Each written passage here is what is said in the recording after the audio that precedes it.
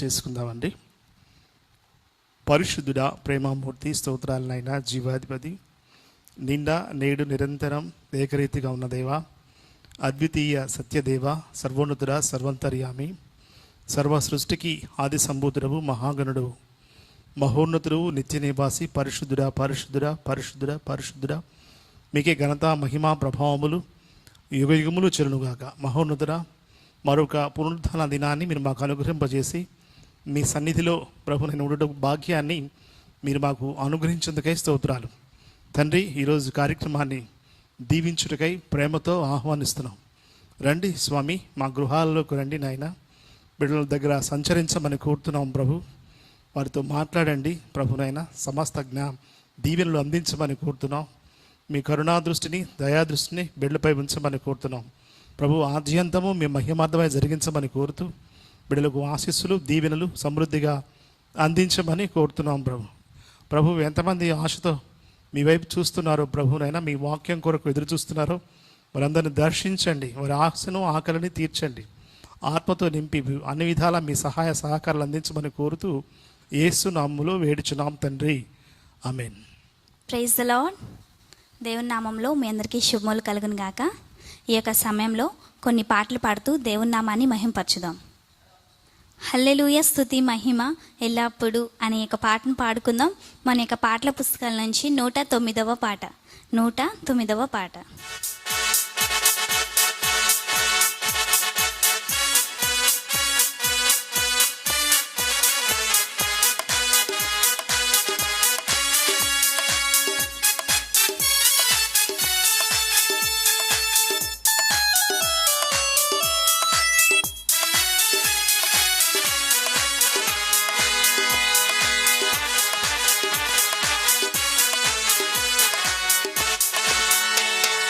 హల్లెలూయా, స్తుతి మహిమా ఎల్లప్పుడు దేవునికి ఇచ్చెదము. హల్లెలూయా, స్తుతి మహిమా ఎల్లప్పుడు దేవునికి ఇచ్చెదము. హల్లెలూయా హల్లెలూయా హల్లెలూయా హల్లెలూయా హల్లెలూయా హల్లెలూయా హల్లెలూయా, స్తుతి మహిమా ఎల్లప్పుడు దేవునికి ఇచ్చెదము. హల్లెలూయా, స్తుతి మహిమా ఎల్లప్పుడు దేవునికి ఇచ్చెదము.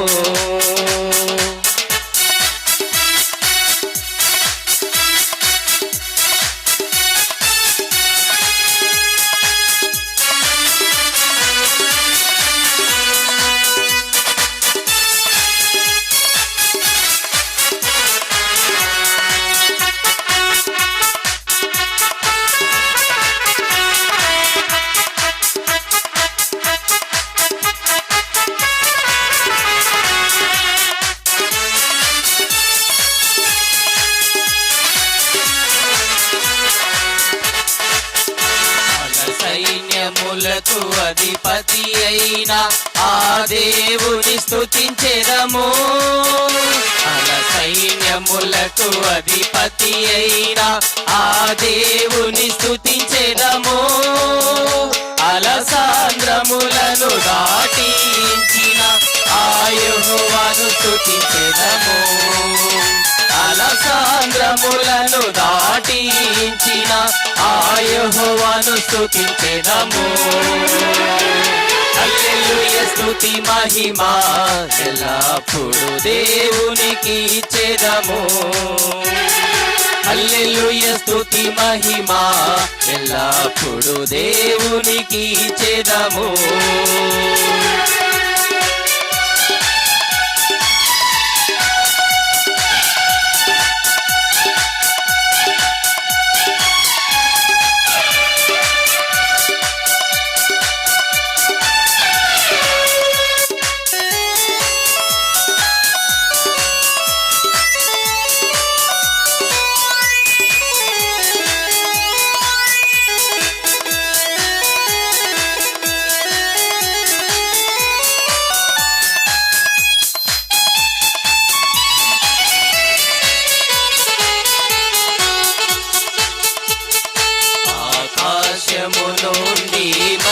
మన్నాను పంపిన దేవుని స్తుతించెదము. ఆకాశము నుండి మన్నాను పంపిన దేవుని స్తుతించెదము. బండ నుండి మధుర జలములు పంపిన ఆ యెహోవాను స్తుతించెదము. బండ నుండి మధుర జలములు పంపిన ఆ యెహోవాను స్తుతించెదము. హల్లెలూయా స్తుతి మహిమా ఎల్లప్పుడు దేవునికి ఇచ్చెదము. హల్లెలూయా స్తుతి మహిమా ఎల్లప్పుడు దేవునికి ఇచ్చెదము. హల్లెలూయా హల్లెలూయా హల్లెలూయా హల్లెలూయా హల్లెలూయా హల్లెలూయా హల్లెలూయా స్తుతి మహిమా ఎల్లప్పుడు దేవునికి ఇచ్చెదము. హల్లెలూయా స్తుతి మహిమా ఎల్లప్పుడు దేవునికి ఇచ్చెదము. ఆరాధన స్తుతి ఆరాధన పాస్టర్ గారు రచించిన పాట మన యొక్క పాటల పుస్తకం నుంచి 8వ పాట.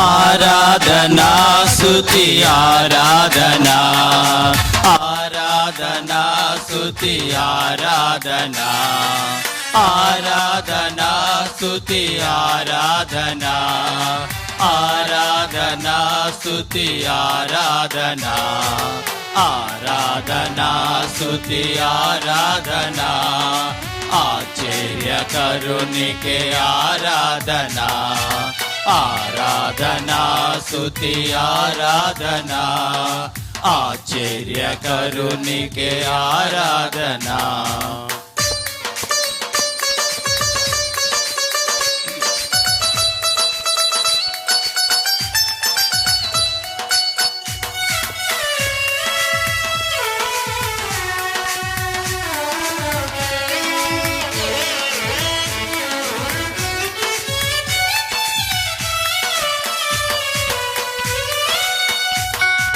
జలముల మీద నడచిన నా దేవుడు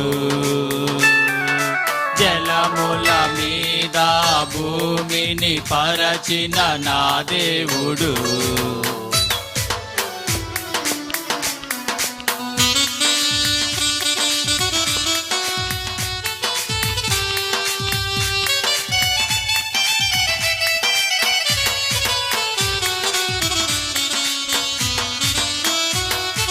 జలముల మీద నడచిన నా దేవుడు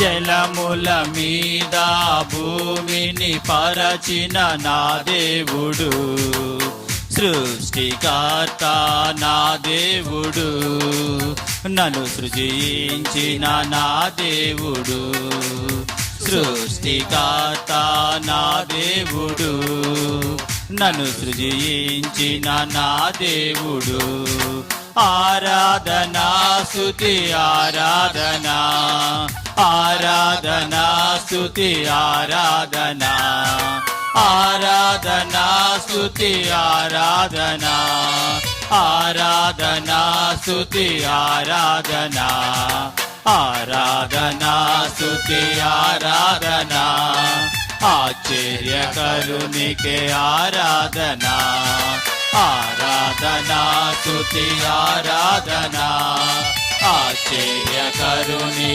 ఆరాధనా.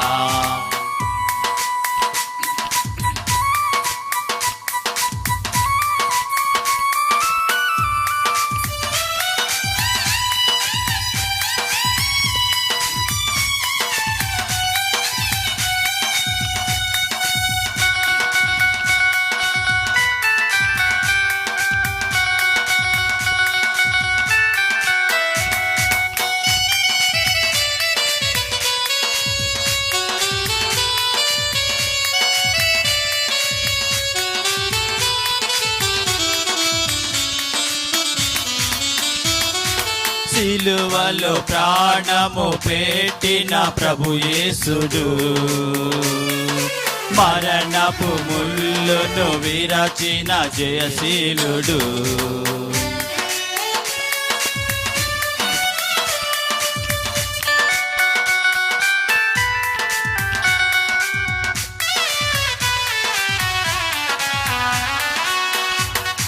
సిలువలో ప్రాణము పెట్టిన ప్రభు యేసుడు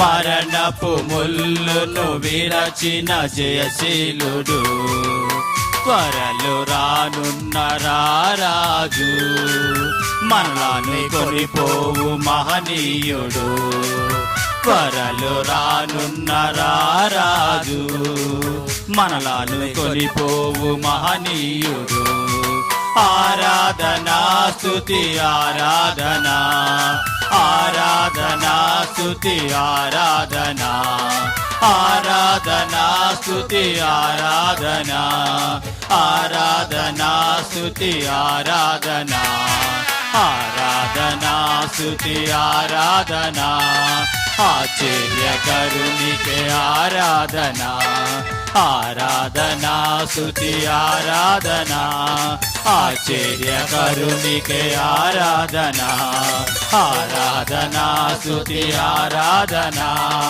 ఆశ్చర్యకరునికే ఆరాధనా ఆరాధనా స్తుతి ఆరాధనా ఆశ్చర్యకరునికే ఆరాధనా. మన పాటల పుస్తకం నుంచి 89వ పాట సృష్టికర్త యేసుదేవ అనే ఒక పాటను పాడుకుందాం.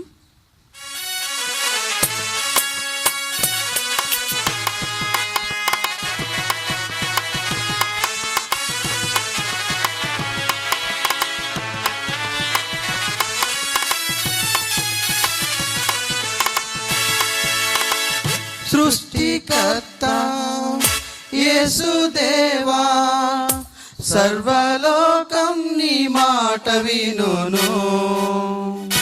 సృష్టికర్త యేసుదేవా సర్వలోకం నీ మాట వినును. సర్వలోకానాద సకలం నీవేగా సర్వలోకరాజా సర్వము నీవేగా సన్నుతింతురు అనునిత్యము.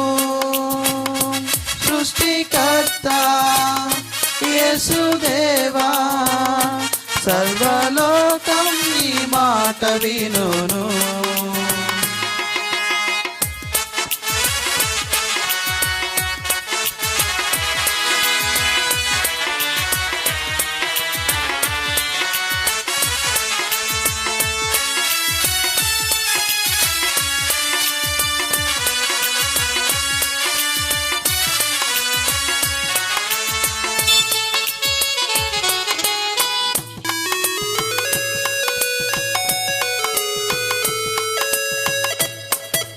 కానా వివాహములో అద్భుతముగా నీటిని ద్రాక్షారసము చేసి కనలేని అందులకు చూపు నొసగి చెవిటి ముగల బాగుపరచితివి.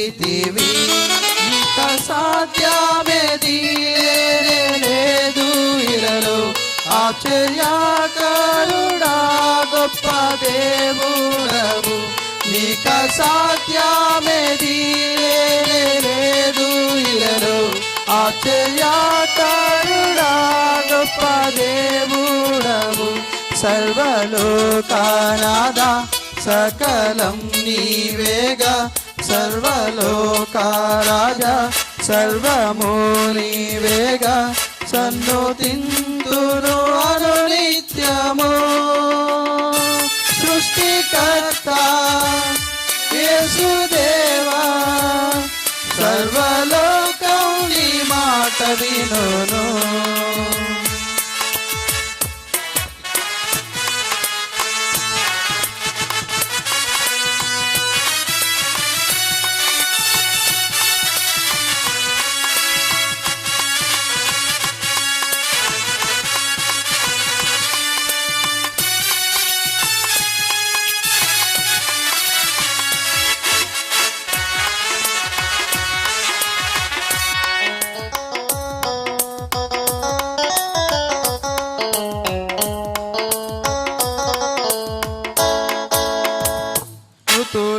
సహితము జీవింపచేసి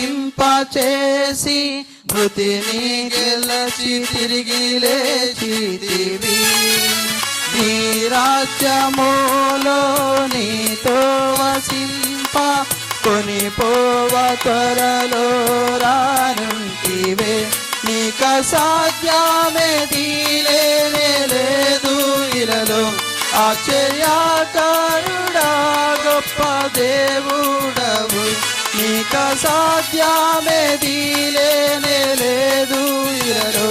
ఆశ్చర్యకరుడా గొప్ప దేవుడవు.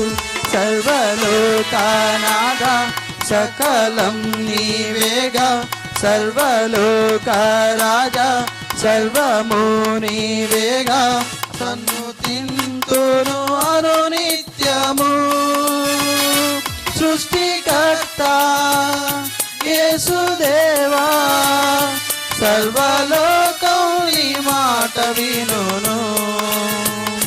సృష్టికర్త యేసుదేవా. సర్వలోకం నీ మాట వినును. సర్వలోకనాథ సకలం నీవేగా. సర్వలోక రాజా సర్వము నీవేగా.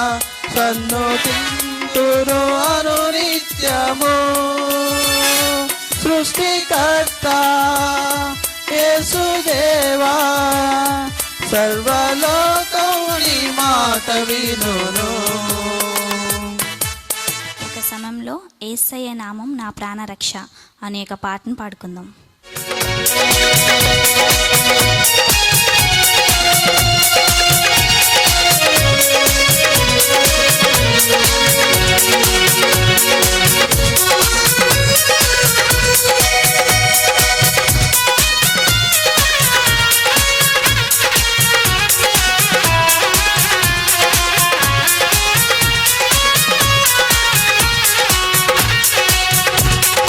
యేసయ్య నామము నా ప్రాణరక్ష, గొర్రె పిల్ల రక్తమున ఇంటి సురక్ష.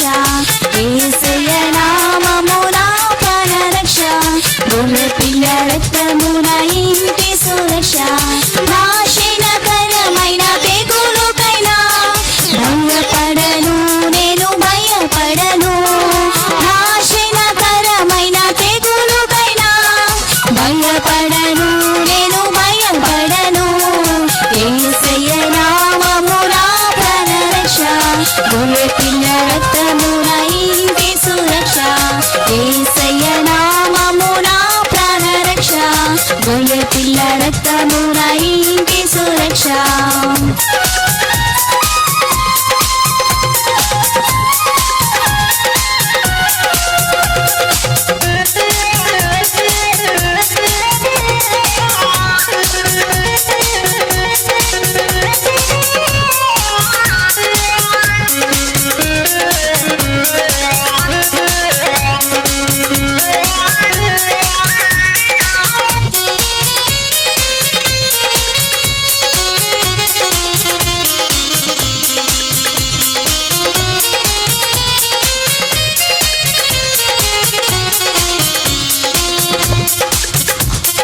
రోగ భయం, మరణ భయం తొలగిపోవు యేసు నామములో.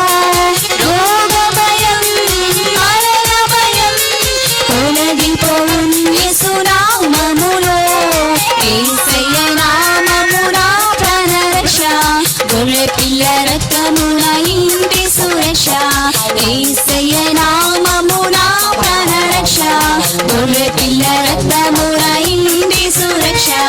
అపాయమేమియు దరికి రాదు, కీడేదియు నా గదికి రాదు.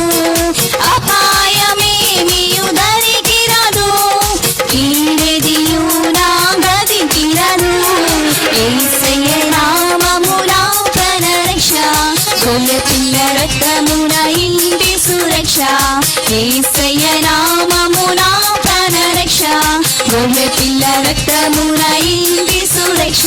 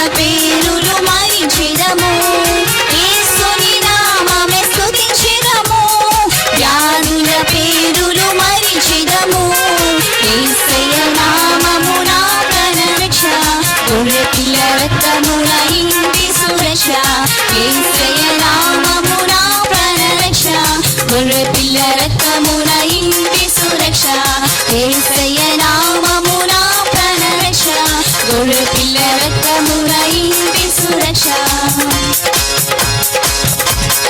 Praise the lord.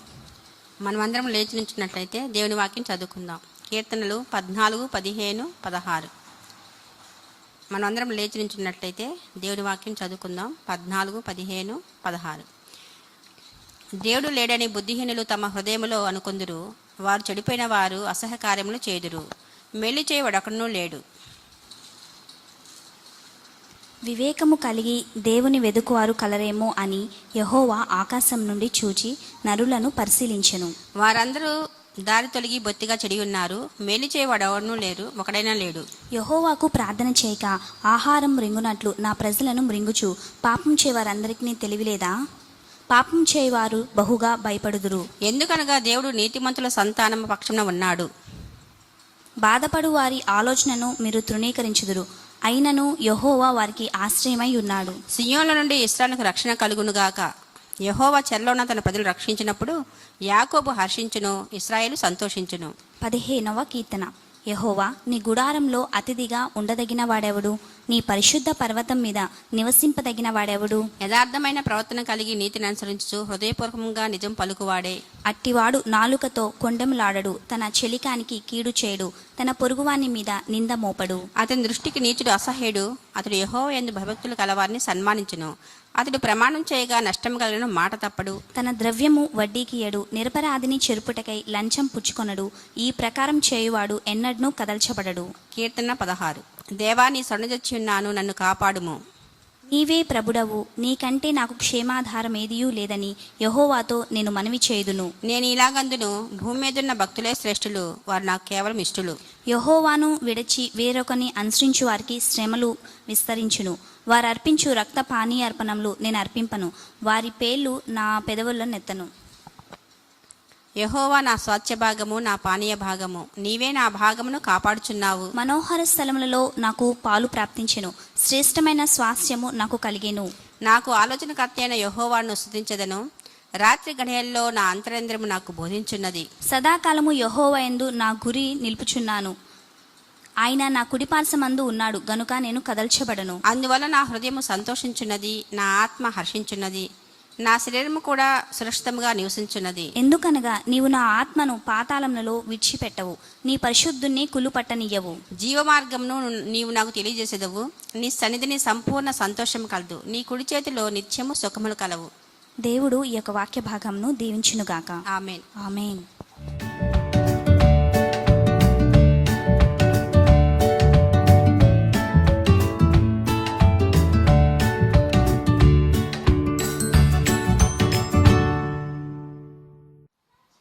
Praise the Lord, children. Let's start. Sunday school. Hi పిల్లలు, ప్రైజ్ ది లార్డ్. పిల్లలు వాళ్ళు కూడా వచ్చి మరి ఇక్కడ సండే స్కూల్ యాక్షన్స్ చేస్తూ ఉంటారు. ఓకే, మీరందరూ వారితో పాటు నుంచొని చేయాలి పిల్లలు, ఓకేనా? బారే బారే అలలవలే నే పొంగే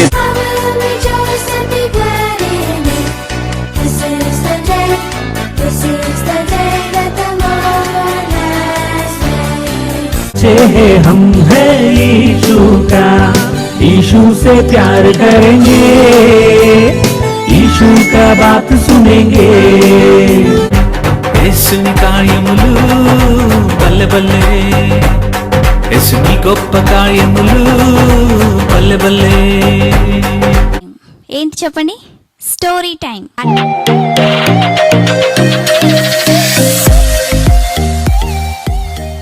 సో నెక్స్ట్ క్లాస్లో నేను దీన్ని బాగా చదవాలి ఏసయ్యా, బాగా అర్థం అవ్వాలి ఏసయ్యా అని మీరు ఏసైకి ప్రేయర్ చేసుకోవాలి.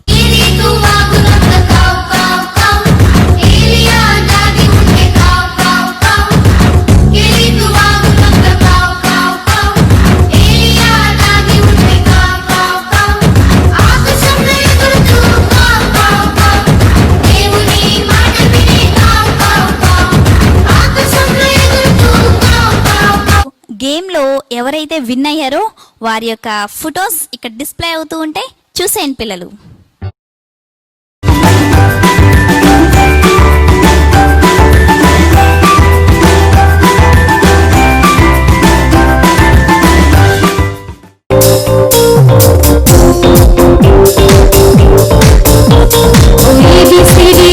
ఇట్స్ ఎ గేమ్ టైం చెప్తే ఆ రిఫరెన్స్ మీరు ఫాస్ట్గా తీయాలి. తీసిన తర్వాత అక్కడ ఎవరి పేరైతే ఉంటుందో ఆ పేరు మీరు కామెంట్ సెక్షన్లో మాకు రాయాలి పిల్లలు.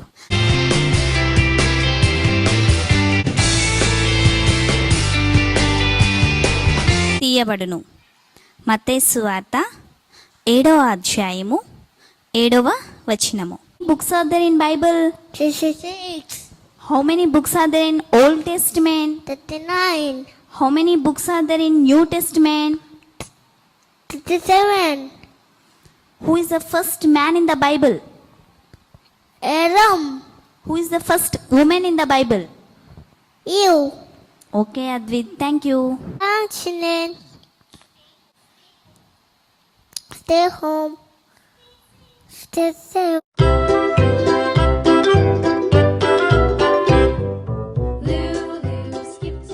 దైవజనులు వచ్చి వర్తమానాన్ని అందిస్తారు. అందరం శ్రద్ధగా ఈ యొక్క సమయంలో దేవుని యొక్క మాట కోసం ఎదురు చూద్దాం.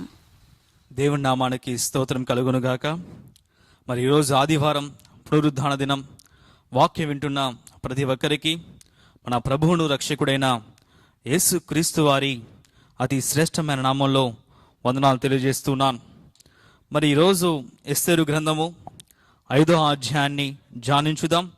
ఈరోజు మన అంశము ప్రార్థన మన సమస్యకు మార్గం చూపుతుంది. నువ్వు ఎటువంటి సమస్యల్లో ఉన్నా ఎప్పుడైతే మోకరించి ప్రార్థన చేస్తావో డెఫినెట్గా దేవుడు ఆ సమస్య గుండా ఒక చక్కని పరిష్కారాన్ని నీకు అనుగ్రహింపజేస్తాడు. ఎస్తేరు గ్రంథము 5వ అధ్యాయము 1వ వచనం చదువుకుందాం. 1-2 వచనాలు చదువుకుందాం. 3వ దినమందు ఎస్తేరు రాజభూషణములు ధరించుకొని రాజనగరు యొక్క ఆవరణములో రాజు సన్నిధికి వెళ్ళి నిలిచెను. రాజనగరు ద్వారమునకు ఎదురుగానున్న రాజావరణములో తన రాజసం మీద రాజు కూర్చొని ఉండెను. రాణి అయిన ఎస్తేరు ఆవరణంలో నిలబడినుట రాజు చూడగా ఆమె యందు అతనికి దయపుట్టెను. రాజు తన చేతిలో నుండి బంగారపు దండమును ఎస్తేరు తట్టు చాపగా ఎస్తేరు దగ్గరికి వచ్చి దండము యొక్క కొన ముట్టెను. చూసారా, రాజు పిలవకుండా రాణి కానీ మరెవరైనా కానీ రాజు దగ్గరికి వెళితే ప్రాణం పోయే ప్రమాదం ఉంది. ఒకవేళ ప్రాణాన్ని చూసుకుంటే వెళ్ళకపోతే ఇది చూస్తే యూదులంతా మొర్దెకైతో సహా యూదులంతా చనిపోతారు. ఇలాంటి క్లిష్ట పరిస్థితుల్లో రూతు ఉన్నప్పుడు ఆమె ఏ విధంగా ధైర్యం చేసింది, ఆ ధైర్యం ఏ విధంగా వచ్చింది, ప్రాణం పోతుందని తెలుసు కూడా ఏ విధంగా రాజు దగ్గరికి వెళ్ళి తన ప్రజలని కాపాడగలిగిందంటే ఇక్కడ గమనిస్తే మనము రాజు దగ్గరికి వెళ్ళబోయే ముందు ఎస్తేరు 3 రోజులు ఉపవాసం ఉండి ప్రార్థన చేసింది. ఆ ప్రార్థన చేసిన తర్వాత రాజు వద్దకు వెళ్ళింది. అప్పుడు రాజు ఆమె చూసి అతనికి దయ పుట్టినని బైబిల్ సెలవిస్తూ ఉంది. అంటే ఎప్పుడైతే సమస్య వచ్చిందో ఆ సమస్య గుండా వెళ్తున్నప్పుడు ఎప్పుడైతే నువ్వు ప్రార్థన చేస్తావో అక్కడ దురాత్మ అంధకార శక్తి పనిచేది, కానీ పరిశుద్ధాత్మని కార్యాన్ని నీ జీవితంలో నీ కుటుంబంలో నువ్వు చూస్తావు. ఇదే ఎస్తేరు చేసింది. వచ్చిన సమస్య చాలా ప్రమాదకరమైనది. కళ్ళ ముందే సొంత ప్రజలంతా మరికొద్ది రోజుల్లో కనుమరుగైపోతూ ఉన్నారు. అలాంటి సందర్భాల్లో ఎస్తేరు అతని ప్రజలు 3 రోజులు ఉపవాసం ఉండి ప్రార్థన చేసి ఆ తర్వాత రాజు దగ్గరికి వెళ్ళింది. అక్కడ పనిచేస్తున్న దురాత్మ అంధకార శక్తి లయమైపోయింది. పరిశుద్ధాత్మని కార్యము జరిగింది. అదేవిధంగా ఈరోజు కరోనా వచ్చినప్పుడు మనమంతా ఏ విధంగా లాక్డౌన్ అయ్యి మరి ఉన్నామో అదేవిధంగా సమస్య వచ్చినప్పుడు కూడా లాక్డౌన్ అయ్యి ఉపవాసం ఉండి ప్రార్థన చేసినప్పుడు ఆ సమస్యకి దేవుడు మార్గాన్ని చూపుతాడు. సమస్య వచ్చినప్పుడు కూడా ఉపవాసం ఉండకుండా ప్రార్థన చేయకుండా ఉంటే ఆ సమస్యగానే మిగిలిపోతుంది. చివరికి ఆ సమస్య ద్వారా మనం నశించిపోతాము, శత్రువు విజయం పొందుతాడు. కనుక ఈరోజు మనం తెలుసుకోవాలి, ప్రతి ఒక్కరు తెలుసుకోవాలి, మనకి ఎంతటి సమస్య ఉన్నా ఆ సమస్య తగిన ప్రార్థన నువ్వు చేస్తున్నావా లేదా? నువ్వు ప్రార్థన చేసినప్పుడు ఆ సమస్య గుండా దేవుడు నేను తీసుకువెళ్ళి ఒక శ్రేష్టమైన స్థానానికి తీసుకువెళ్తాడు, అంతా బాగుంది. సమస్య వచ్చినప్పుడు కూడా ప్రార్థన చేయకుండా నిర్లక్ష్యం చేస్తున్నట్లయితే ఆ సమస్య ఒకరోజు మన జీవితాన్ని, మన కుటుంబ జీవితాన్ని అంతమొందించింది. కనుక ప్రతి ఒక్కరు జ్ఞాపకం చేసుకోవాలి, మన వ్యక్తిగత జీవితాలు, కుటుంబ జీవితాల్లో సమస్య వచ్చినప్పుడు ఉపవాసం ఉండి ప్రార్థన చేస్తే డెఫినెట్గా దేవుడు అక్కడ దుష్ట దురాత్మ అంధకార శక్తి పనిచేయకుండా పరిశుద్ధాత్మని కార్యము జరిగేటట్లు దేవుడు సహాయము చేస్తాడు. రెండవ అంశం ఏంటంటే ప్రార్థన సమస్యను ఎదుర్కొనే ధైర్యాన్ని ఇస్తుంది. కొన్ని సమస్యలకు భయపడిపోతూ ఉంటాం, ధైర్యంతో ఆ సమస్యని మనము ఎదుర్కోలేము. ఎప్పుడైతే ప్రార్థన చేస్తామో డెఫినెట్గా పరిశుద్ధాత్మ దేవుడే ఆ సమస్యను ఎదుర్కొనే ధైర్యాన్ని ప్రతి ఒక్కరికి అనుగ్రహింపచేస్తాడు. ప్రార్థన చేసిన తర్వాత ఎస్తేరు ధైర్యంతో ముందుకు వెళ్ళిపోయింది. ఎందుకు ప్రాణం పోదా అమ్మా, నీకు చనిపోవా ఏంటి ఆ ధైర్యం? దేని చూసి ధైర్యం? నేను ఉపవాసం ఉండి 3 రోజులు ప్రార్థన చేశాను కనుక పూర్తిగా పరిశుద్ధాత్మని చిత్తము, దేవుని ఉద్దేశము నా జీవితంలో జరిగింది కనుక ఎటువంటి అపాయము దరిచేరదు, మరణము నా దరి కూడా రాదని విశ్వాసంతో ముందుకు వెళ్ళింది. అక్కడ పరిశుద్ధాత్మని కార్యము చూసింది. అందుకే బైబిల్ తీద్దాం, కీర్తనల గ్రంథము 56వ కీర్తన తీద్దాం, 12వ వచనము. దేవా, నువ్వు మరణములో నుండి నా ప్రాణమును తప్పించి ఉన్నావు. చూసారు ఇక్కడ కీర్తనకారుడు చెప్తూ ఉన్నాడు, దేవా నువ్వు మరణంలో నుండి నా ప్రాణమును తప్పించున్నావు. దేవుడు మరణంలో నుండి అతని ప్రాణాన్ని తప్పించాడు. ఈరోజు మన జీవితాల్లో కూడా, మన కుటుంబ జీవితాల్లో కూడా అనేక సార్లు మరణకరమైన సమస్యలు వచ్చినప్పుడు దేవుడు తప్పించాడు. ఎప్పుడైతే మనం ప్రార్థన చేస్తామో ఆ ప్రార్థన ద్వారా పరిశుద్ధాత్మని చిత్తము, ఉద్దేశము జరిగి దురాత్మ ఇక కబంధ హస్తాల్లో పడకుండా దేవుడు మనల్ని కాపాడుతూ నడిపిస్తూ ఉన్నాడు. కనుక ఎస్తేరు కూడా ఈ విధంగానే ప్రార్థన చేసిన తర్వాత దేవుడు మరణ ఛాయలని దరిదాపులో లేకుండా పూర్తిగా పరిశుద్ధాత్మని కార్యాన్ని జరిగే అవకాశాన్ని పరిశుద్ధాత్మ దేవుడు అనుగ్రహింపచేశాడు.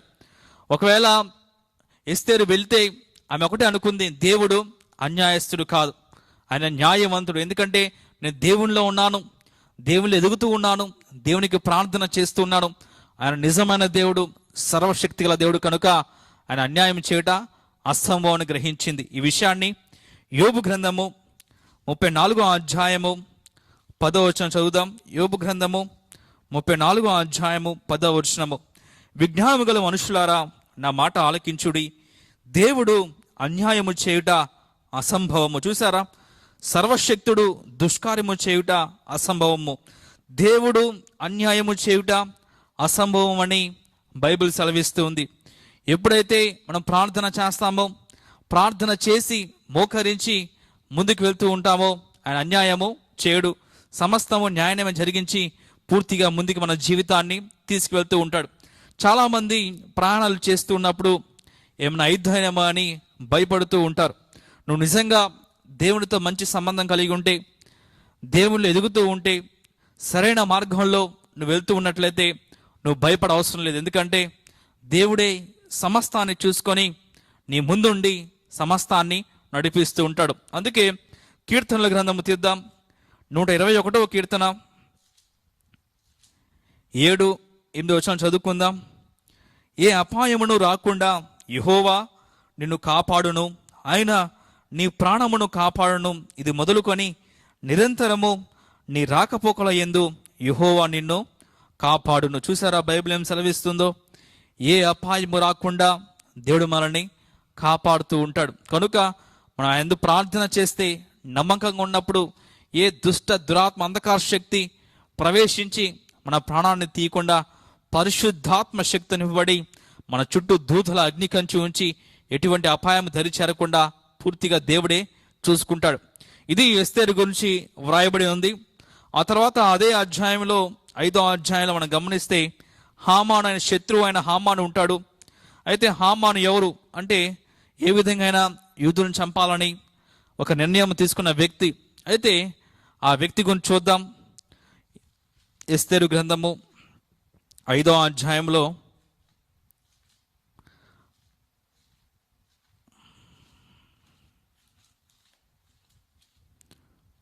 మరి 7వ వచనం చదువుకుందాం. ఎస్తేరు ఈలాగు ప్రత్యుత్తరం ఇచ్చెను, రాజువైన తమ దృష్టికి నా ఎడల దయ కలిగి నా మనవి చెప్పున నా కోరిక చెప్పున జరిగించుట రాజువైన తమకు అనుకూలమైతే రాజువైన తామును హామానును మా నిమిత్తము నేను చేయింపబో విందుకు రావాలను. రాజువైన తాము చెప్పినట్లు రేపటి దినమున నేను చేయుదును, ఇది నా మనవని నా కోరిక అనను. ఆ దినమందు హామాను సంతోషించి మనోల్లాసం గలవాడై బయలువెళ్ళి రాజు గుమ్మము నుండి మొర్దెకై తను చూచియు అతడు లేచి నిలువయకుయు కదలకయు ఉన్నందున మొర్దెకై మీద బహుగా కోపించును. అయితే హామాను కోపము అణుచుకొని తన ఇంటికి పోయి తన స్నేహితులకు తన భార్య అయిన జెరూషుని పిలిపించి తను కలిగిన గొప్ప ఐశ్వర్యంను గూర్చియు చాలామంది పిల్లలు తనకుంట గూర్చియు రాజు తన్ను గణపరిచి రాజు క్రింద నుండి అధిపతుల మీదను సేవకుల మీదను తను ఎలాగూ పెద్దగా చేసానో దాన్ని గురించి వారితో మాట్లాడాను. ఇక్కడ గమనిస్తే తర్వాత చూస్తే మనము 13వ వచనంలో, అయితే యూదుడైన మొర్దెకై రాజు గుమ్మమున కూర్చుని ఉండుట నేను చూచినంత కాలము ఆ 10 అంతటి వలన నాకు ప్రయోజనం ఏమీ లేదని అతడు చెప్పగా, అతని ప్రయోజనము అతని భార్య అయిన జెరూషు అతని స్నేహితులందరూ 50 మూరలు ఎత్తుగల ఈ యొక్క ఉరికొయ్య చేయించము, దాని మీద మొర్దెకై ఉరి తీయింపబడినట్లు రేపు నువ్వు రాజుతో మనవి చేయము. ఇక్కడ గమనిస్తే హామానికి ఒక పేరు పెట్టొచ్చు, ఏంటంటే ఆరిపోయే దీపానికి వెలుగు ఎక్కువ. చాలా చూసారా, మరి కొద్ది రోజుల్లో శత్రువు నశించిపోతూ ఉన్నాడు, మరి కొద్ది రోజుల్లో శత్రువు హతమైపోతున్నాడు అన్న సమయంలో హామాను పరిస్థితి పూర్తిగా విజృంభిస్తూ ఉన్నాడు, విర్రవీగుతూ ఉన్నాడు. చివరికి మొర్దెకై కోసము ఉరి స్తంభాన్ని కూడా తయారు చేశాడు. శత్రువు ఎప్పుడైతే లాస్ట్ స్టేజ్లో ఉంటాడో మన జీవితంలో ఆత్మ సంబంధంగా పరిశుద్ధాత్మని కార్యము జరగబోయే ముందు మనం ప్రార్థన చేస్తాం. 3 రోజులు ప్రార్థన చేశాడు మొర్దెకై. ఆ తర్వాత అర్థం కాల మొర్దెకైకి, ఇదేంటి 3 రోజులు ప్రార్థన చేసిన తర్వాత ఏదో దేవుని కార్యం జరిగిద్ది అనుకుంటే ఈ హామాన్ ఏంటి నా కోసమే ఉరి స్తంభాన్ని తయారు చేశాడని అనుకుంటూ ఉంటాడు. కానీ ఇక్కడ గమనిస్తే అతని గర్వానికి హద్దులు లేవు, పూర్తిగా విర్రవీగుతూ ఉన్నాడు, పూర్తిగా శత్రువు రెచ్చిపోతూ ఉన్నాడు. ఈరోజు ఆత్మ సంబంధంగా మనం గమనిస్తే మన జీవితంలో కూడా శత్రువు ఉంటాడు. ఆ శత్రువు లయమైనప్పుడు మాత్రమే పరిశుద్ధాత్మ దేవుడు శ్రేష్టమైన సింహాసనానికి మన జీవితాన్ని తీసుకువెళ్తాడు. అయితే ఆ శత్రువు ఏం చేస్తాడంటే లాస్ట్ చేతిలో అంత అయిపోతున్న సమయాల్లో పూర్తిగా రెచ్చిపోతూ ఉంటాడు, విర్రవీగుతూ ఉంటాడు, గర్వపడుతూ ఉంటాడు. పూర్తి అలాంటి సమయాల్లో శత్రువు గురించి బైబిల్ ఏముందో చూద్దాం. సామెతల గ్రంథము 16వ అధ్యాయము 18వ వచనం చదువుకుందాం. సామెతల గ్రంథము 16వ అధ్యాయము 18వ వచనము. నాశనమునకు ముందు గర్వము నడుచును, పడిపోవుటకు ముందు అహంకారమైన మనసు నడుచును. చూసారా, నాశనానికి ముందు గర్వము నడుచును అని బైబిల్ సెలవిస్తుంది. మరి కొద్ది రోజుల్లో నశించిపోబోతున్నాడు కనుక అలాంటి సమయాల్లో పూర్తిగా గర్వంతో విర్రవీగుతున్నాడు, రెచ్చిపోతూ ఉన్నాడు. ఆ తర్వాత కీర్తనల గ్రంథము 18వ అధ్యాయము 27వ వచనం చదువుకుందాం. కీర్తనల గ్రంథము 18వ అధ్యాయము 27వ వచనము. గర్విష్ఠులకు విరోధివై వారిని అణిచివేసదు. చూసారా, బైబిల్ సెలవిస్తుంది గర్విష్ఠులకు విరోధివై దేవుడు ఏం చేస్తాడంటే వాళ్ళని అణిచివేస్తాడు. కనుక శత్రువు ఎప్పుడైతే గర్వంతో రెచ్చిపోతూ ఉన్నాడో, నీ కళ్ళ ముందే విర్రవీగుతూ ఉన్నాడో, ఒకటే జ్ఞాపకం చేసుకో, అతనికి అణిచివేయ సమయం వచ్చింది, నశించిపోయే సమయం వచ్చిందని మనం ఏం చేయాలి, జ్ఞాపకము చేసుకోవాలి. ఆ తర్వాత కీర్తనల గ్రంథము 55వ కీర్తన 15వ వచనం చదువుకుందాం. వారికి మరణము అకస్మాత్తుగా వచ్చునుగాక, సజీవులుగానే వారు పాతాళమునకు దిగిపోదురుగాక, చెడుతనము వారి నివాసముల్లోనూ వారి అంతరంగమందు ఉన్నది. చూసారా, శత్రువుకి మరణము అకస్మాత్తుగా వస్తుంది. ఎవరైతే ఆత్మ సంబంధమైన ప్రపంచంలో ఆత్మ సంబంధమైన వ్యక్తులకి ఇబ్బంది పెడుతూ ఉంటారు, బాధ పెడుతూ ఉంటారు. అలాంటి వారు ఒక్కసారిగా విర్రవీగిన, రెచ్చిపోయిన, అకస్మాత్తుగా మరణము వాళ్ళ మీదకి వచ్చేస్తుంది. ఆ తర్వాత జ్ఞాపకం చేసుకుంటే ఇదే విషయాన్ని దావీదు కూడా చెప్తాడు. చూడండి, కీర్తనల గ్రంథము 73వ కీర్తన 3వ వచనం నుంచి దావీదు తనకున్న అభిప్రాయాన్ని తెలియజేస్తూ ఉంటాడు. భక్తిహీనుల క్షేమము నా కంటబడినప్పుడు గర్వించి వారిని బట్టి నేను మత్సరపడి తిని. మరణమందు వారికి యాతనలు లేవు, వారు పుష్టిగా ఉన్నారు. ఇతరులకు కలుగు ఇబ్బందులు వారికి కలుగవు, ఇతరులకు పుట్టినట్లు వారికి తెగులు పుట్టదు. కావున గర్వము కంఠాహారం వలె వారిని చుట్టుకొనుచున్నది, వస్త్రము వలె వారు బలాత్కారమును ధరించుకొందురు. క్రొవ్వు చేత వారి కన్నులు మెరకలయ్యున్నవి, వారి హృదయాలోచనలు బయటికి కానవచ్చున్నవి. ఎగతాళి చేయుచు బలాత్కారము చేత జరుగు కీడును గూర్చి వారు మాట్లాడుదురు, గర్వముగా మాట్లాడుదురు. చూసారా, ఆత్మ సంబంధంగా మన ఎదుగుతున్న సమయంలో ఇలాంటి వారు మన కళ్ళ ముందు కనపడుతూ ఉంటారు. వాళ్ళ గురించి దావీదు చెప్తున్న అంశం ఏంటంటే, భక్తిహీనులు, భక్తి లేకుండా ఉంటున్న వారు క్షేమంగా ఉంటున్నారు, వాళ్ళు గర్విస్తూ ఉంటున్నారు, ఎటువంటి ఇబ్బందులు లేవు, పుష్టిగా ఉంటున్నారు. ఇదేంటి ప్రభువా, పుష్టిగా ఉండి మమ్మల్ని అవమానిస్తూ ఉంటున్నారు, తిడుతూ ఉంటున్నారు, బాధ పెడుతూ ఉంటున్నారు, ఇదేంటి జీవితం అని దావీదు ఎదుగుతున్న సమయంలో అతనికి అభిప్రాయం చెప్తాడు. ఆ తర్వాత అదే దావీదు 18వ వచనం చెప్తాడు, నిశ్చయముగా నువ్వు వారిని కాలు జారు చూడనే ఉంచి ఉన్నావు, వారు నశించినట్లు వారిని పడవేయుచున్నావు. క్షణమాత్రంలోనే వారు పాడైపోదురు, మహాభయము చేత వారు కడముట్ట నశించుదురు. చూసారా, దావీదు తర్వాత 18వ వచనం చెప్తూ ఉన్నాడు, నిశ్చయముగా నీవు వారిని కాలు జారు చూడనే ఉంచి ఉన్నావు. అంటే వాళ్ళు ఎంత పుష్టిగా ఉన్నా, ఎంత గర్వంతో ఉన్నా, ఒక రోజు వస్తుంది, ఆ రోజు పూర్తిగా నశించిపోతారని దావీదు తనకున్న అభిప్రాయాన్ని, తనకున్న అనుభవాన్ని పంచుకున్నాడు. ఈరోజు ఇదే అనుభవం గుండా దావీదు వెళ్ళాడు, మొర్దెకై వెళ్ళాడు. ఈరోజు నువ్వు కూడా ఇదే అనుభవం గుండా వెళ్తే నువ్వు కూడా శ్రేష్టమైన సింహాసనానికి ఎక్కుతావు. ఈ లోకంలో సింహాసనంలో ఉండి దేవుని మహింపరుస్తావు, అలాగే పరలోక రాజ్యంలో కూడా సింహాసనం ఎక్కుతావు. కనుక ఆత్మ సంబంధంగా ఒకవేళ ఎదుగుతూ ఉన్నప్పుడు ఈ భక్తిహీనులు, పడిపోయిన వాళ్ళంతా ఇష్టానుసారంగా మాట్లాడుతున్నారా, గర్వంతో మాట్లాడుతున్నారా, నోటికొచ్చినట్లు మాట్లాడుతున్నారా, పూర్తిగా మస్తపడుతున్నారా, కొల్లుకుంటున్నారా, అసూయ పడుతున్నారా, లెక్క లేకుండా మాట్లాడుతున్నారా? ఒకటే జ్ఞాపకం చేసుకో, త్వరలోనే వాళ్ళ అంతం ఉంది. పరిశుద్ధాత్మ దేవుడు శ్రేష్టమైన స్థానానికి నిన్ను తీసుకువెళ్ళబోతున్న విషయాన్ని మర్చిపోవకు. కనుక ఈరోజు పరిశుద్ధాత్మ దేవుడు మనతో మాట్లాడుతూ ఉన్నాడు. నువ్వు ఎదుగుతున్న సమయంలో ఆరిపోయే దీపాలు వస్తాయి. ఆ ఆరిపోయే దీపాలకి వెలుగు ఎక్కువగా ఉన్నప్పుడు మోకరించి ప్రార్థన చేయి. ఆ వెలుగు త్వరలోనే మాయమైపోతుంది. ఆ తర్వాత నిత్యము ప్రకాశించే వెలుగులోకి పరిశుద్ధాత్మ దేవుడు మనల్ని తీసుకువెళ్తాడు. కనుక ఈ సమయంలో అందరం మోకరించి కళ్ళు మూసుకుందాం, ప్రార్థన చేద్దాం. పరిశుద్ధుర ఆశ్చర్యకరుడు, ఆలోచనకర్త, నిత్యుడగు తండ్రి, సమాధానకర్త, గతిపతి, ప్రేమమయుడు, ఈరోజు వాక్యం ద్వారా మాతో మాట్లాడిన విధానాన్ని బట్టి నీకే స్తోత్రం ప్రభు. మరి ఎస్తేరు గ్రంథం 5వ అధ్యాయం ద్వారా ప్రార్థన చేస్తే ఏ విధంగా ప్రభు సమస్యకి పరిష్కారం ఉంటుందో, అదేవిధంగా ఆరిపోయే దీపానికి ఏ విధంగా వెలుగు ఎక్కువగా ఉంటుందో ఈరోజు మాతో సూటిగా స్పష్టంగా మాట్లాడిన విధానం బట్టి నీకే స్తోత్రం ప్రభు. కనుక మా అనుదిన జీవితాల్లో ప్రార్థన చేస్తూ ప్రతి సమస్యకి పరిష్కారం చూపుతూ ఒక శ్రేష్టమైన జీవితాన్ని జీవించే భాగ్యాన్ని మాకు దయచేయండి. శత్రువు విర్రవీగుతున్నప్పుడు ప్రార్థన చేస్తూ ఆ తర్వాత శత్రువు కొంతకాలమే అని గ్రహింపచేసి, దుష్టులకు విజయము కొద్ది కాలమే అని గ్రహింపచేసి, ఆ తర్వాత పరిశుద్ధాత్ముడా నీవిచ్చే శ్రేష్టమైన సింహాసనాన్ని ఎక్కే భాగ్యాన్ని మాకు దయచేయండి ప్రభు. మా ప్రార్థన తప్పులుంటే క్షమించి వేయండి ప్రభు. యేసు నామములో అడిగి వేడుకొని ప్రార్థిస్తున్నాం తండ్రి, ఆమేన్. ఈ యొక్క సమయంలో మనందరం మోకరించినట్లయితే ఆరాధిద్దాం, దేవుని నామాన్ని గణపరచుదాం.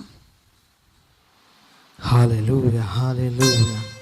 మనందరం ప్రాముఖ్యమైన సమయంలో ఉన్నాం కాబట్టి కొద్దిసేపు దేవుని నామాన్ని ఆరాధిస్తూ ఆయన నామాన్ని గణపరుద్దాం. హల్లెలూయా, హల్లెలూయా, హల్లెలూయా, హల్లెలూయా, హల్లెలూయా, హల్లెలూయా. ప్రతి ఒక్కరూ మోకరించి నమస్కరించండి, ఆయన నామాన్ని గణపరచండి, ఆయన కృతజ్ఞతాస్తుతులు చెల్లించండి.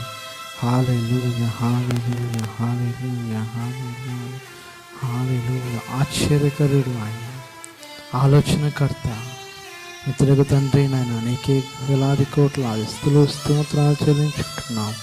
హల్లెలూయా, హల్లెలూయా, హల్లెలూయా, హల్లెలూయా, హల్లెలూయా హల్లెలూయా హల్లెలూయా హల్లెలూయా. మహోన్నతుడవు దేవా నాయనా నీకే స్తోత్రం. మృత్యుంజయుడా నీకే స్తోత్రం. హల్లెలూయా హల్లెలూయా. పరిశుద్ధుడా నీకే స్తోత్రం. హల్లెలూయా హల్లెలూయా. పరలోకపు తండ్రి నీకే వేలాది కోట్ల ఆస్తులు స్తోత్రాలు చెల్లించుకుంటున్నాం. సర్వోన్నతుడా స్తోత్రం. సర్వాధికారి స్తోత్రం. సత్యస్వరూపి స్తోత్రం. హల్లెలూయా హల్లెలూయా హల్లెలూయా హల్లెలూయా. మా కొరకు నాయనా ఏ పాటి వారం అభాగ్యులం దేవా, మా కోసం కలవరిగిలో మీరు కార్చిన పరిశుద్ధ రక్తాన్ని బట్టి స్తోత్రం చెల్లించుకుంటున్నాం. హల్లెలూయా హల్లెలూయా హల్లెలూయా హల్లెలూయా హల్లెలూయా హల్లెలూయా. స్తోత్రం. హల్లెలూయా హల్లెలూయా హల్లెలూయా హల్లెలూయా హల్లెలూయా హల్లెలూయా హల్లెలూయా. పూజార్హుడా పూజనీయుడా పూజింతుము పునర్దానుడా. పూజార్హుడా పూజనీయుడా పూజింతుము పునర్దానుడా. స్తుతులకు పాత్రుడవు సింహాసనాసీనుడ. స్తుతులందుకో సియోను వాసి. స్తుతులకు పాత్రుడవు సింహాసనాసీనుడ. స్తుతులందుకో సియోను వాసి. హల్లెలూయా హల్లెలూయా హల్లెలూయా హల్లెలూయా హల్లెలూయా హల్లెలూయా హల్లెలూయా హల్లెలూయా. పూజార్హుడా పూజనీయుడా పూజింతుము పునర్దానుడా. హల్లెలూయా హల్లెలూయా హల్లెలూయా. మహోన్నతుడా మహిమాధికారి మృత్యుంజయుడా మా రక్షక. కీర్తింతుము కొనియాడదము కీర్తనయుడా మా యేసురాజా. హల్లెలూయా హల్లెలూయా. అందరం కలిసి పాడదామండి. హల్లెలూయా హల్లెలూయా హల్లెలూయా హల్లెలూయా హల్లెలూయా హల్లెలూయా హల్లెలూయా హల్లెలూయా హల్లెలూయా హల్లెలూయా హల్లెలూయా హల్లెలూయా.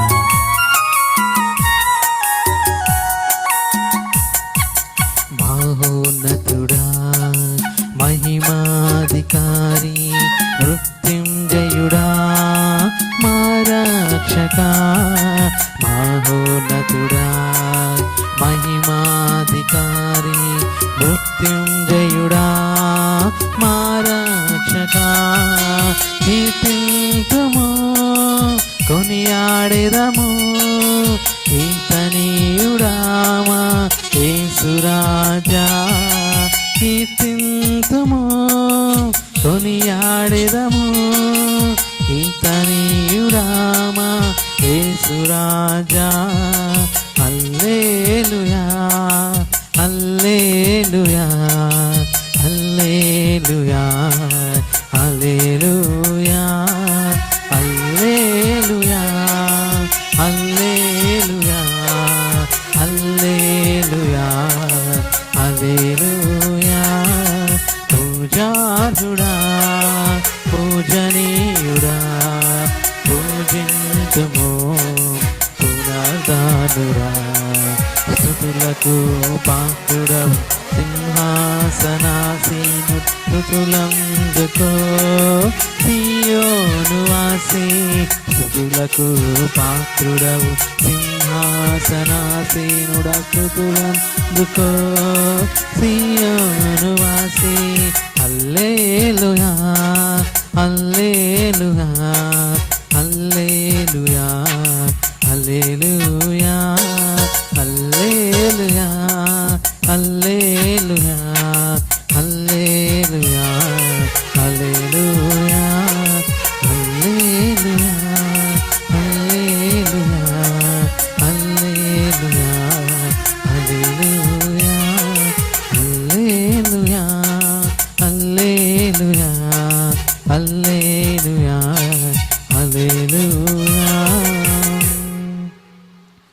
పరిశుద్ధ ప్రేమిగల తండ్రి ఘనమైన శ్రేష్టమైన నామానికి స్తుతులు స్తోత్రాలు చెల్లించుకుంటున్నాం నాయన. ఇంతవరకు మమ్మల్ని నడిపించిన దాన్ని బట్టి నాయన నేను అవికే వేలాది కోట్లాది స్తుతులు స్తోత్రాలు చెల్లించుకుంటున్నాం.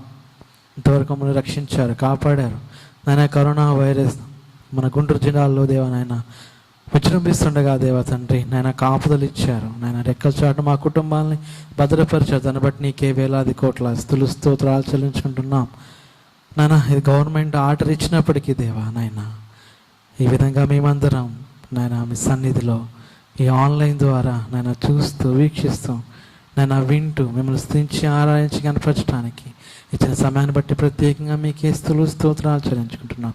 ఇంకా మమ్మల్ని నడిపించండి, మీ ఆత్మతో నడిపించండి దేవా తండ్రి. సహాయం దయచేయండి. ఎటువంటి పరిస్థితుల్లోనూ దేవా నాయన మా సిబిఐ సంఘ సభ్యులకి నాయన, అలాగే కుటుంబీకులకి దేవా నాయన ఎటువంటి ఏ విధమైన నాయన రోగాలు వ్యాధులు రాకుండా తండ్రి సహాయం దయచేయండి. అలాగే నేను అన్ని వేళ మమ్మల్ని కాచి కాపాడమని, అలాగే దైవజనులు వాక్యాన్ని అందిస్తుండగా ఆ వాక్యాన్ని మాలో స్థిరపరచమని, అది నాటబడిన విత్తనం వల్ల చిగుర్చింది ఆయన ఫలించడానికి సహాయం దయచేయమని కోరుకుంటూ అది యేసుక్రీస్తు నామములో స్తుతించి ఆరాధిస్తున్నాం స్వామి. ఆమేన్, ఆమేన్, ఆమేన్. దైవజనులు వచ్చి వర్తమానాన్ని అందిస్తారు. అందరం శ్రద్ధగా ఈ యొక్క సమయంలో దేవుని యొక్క మాట కోసం ఎదురు చూద్దాం. ప్రభువులందు ప్రియులైన మీకందరికీ యేసుక్రీస్తు వారి ప్రశస్త నామములో శుభవందనాలు తెలియజేస్తున్నాం. రైట్, ఈ సమయం మందు దేవుని యొక్క వాక్యాన్ని ధ్యానిద్దామండి. అందరూ కలిసి చక్కగా మరి ఈ వాక్య ధ్యానంలోనికి రావాల్సిందిగా కోరుతున్నాం.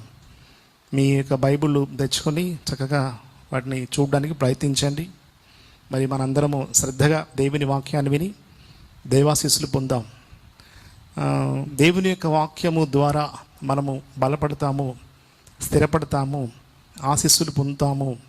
ఈ విషయాన్ని ప్రతి ఒక్కరూ జ్ఞాపకం ఉంచుకొని చక్కగా దేవుని యొక్క వాక్యాన్ని శ్రద్ధగా వినవలసిందిగా కోరుచున్నాము. మరి ఆయన వాక్యము మనకు బలమై ఉన్నది, దీపమై ఉన్నది, మన త్రోవకు వెలుగై ఉన్నది. అవును, దేవుని యొక్క వాక్యాన్ని మనము దేవుని వాక్యమునకు ఎంత ప్రయారిటీ ఇస్తామో అంత దేవుని దీవెన మనకు అనుగ్రహించబడుతుంది. సో ఈ సమయమందు పరిశుద్ధ లేఖన భాగాలను మనం జ్ఞాపకం చేసుకుందాం. ఈరోజు మరి మనకు ఇవ్వబడిన వాక్యము ఏమిటంటే దేవుని యొక్క కోపము. దేవుని కోపగించే సంగతులను మనం జ్ఞాపకం చేసుకుందాం.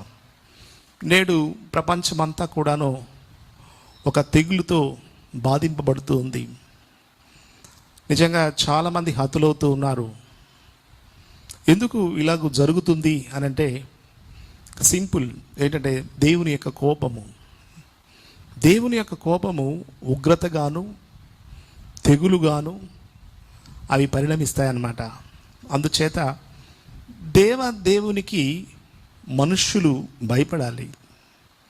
అందుకే 128వ కీర్తనలో చెప్పారు, యెహోవా యందు భయభక్తులు కలిగి ఆయన త్రోవలో నడుచువారందరూ ధన్యులు. భయము భక్తితో ఆయన త్రోవలో నడవడం, భయముతో భక్తితో ఆయన త్రోవలో మనం నడవవలసి ఉన్నది. ఈనాడు మనుషులు ఆయన త్రోవలు వదిలేశారు. వారు వంకర త్రోవలు కల్పించుకున్నారు, వంకర మార్గాల్లో ప్రయాణం చేస్తున్నారు, వంకర విధానాల్లో ఉన్నారు. అందుచేత దేవుని కోపము భూమి మీదకు వచ్చేసింది. మొట్టమొదటిగా మనం చదువుకుందాము. రోమీయులకు రాసిన పత్రిక 1వ అధ్యాయము 18వ వచనాన్ని చదువుకుందాం. దయచేసి అందరూ బైబిల్ తెరవవలసిందిగా కోరుతున్నాం. రోమీయులకు రాసిన పత్రిక 1వ అధ్యాయము 18వ వచనాన్ని చదువుకుందాం.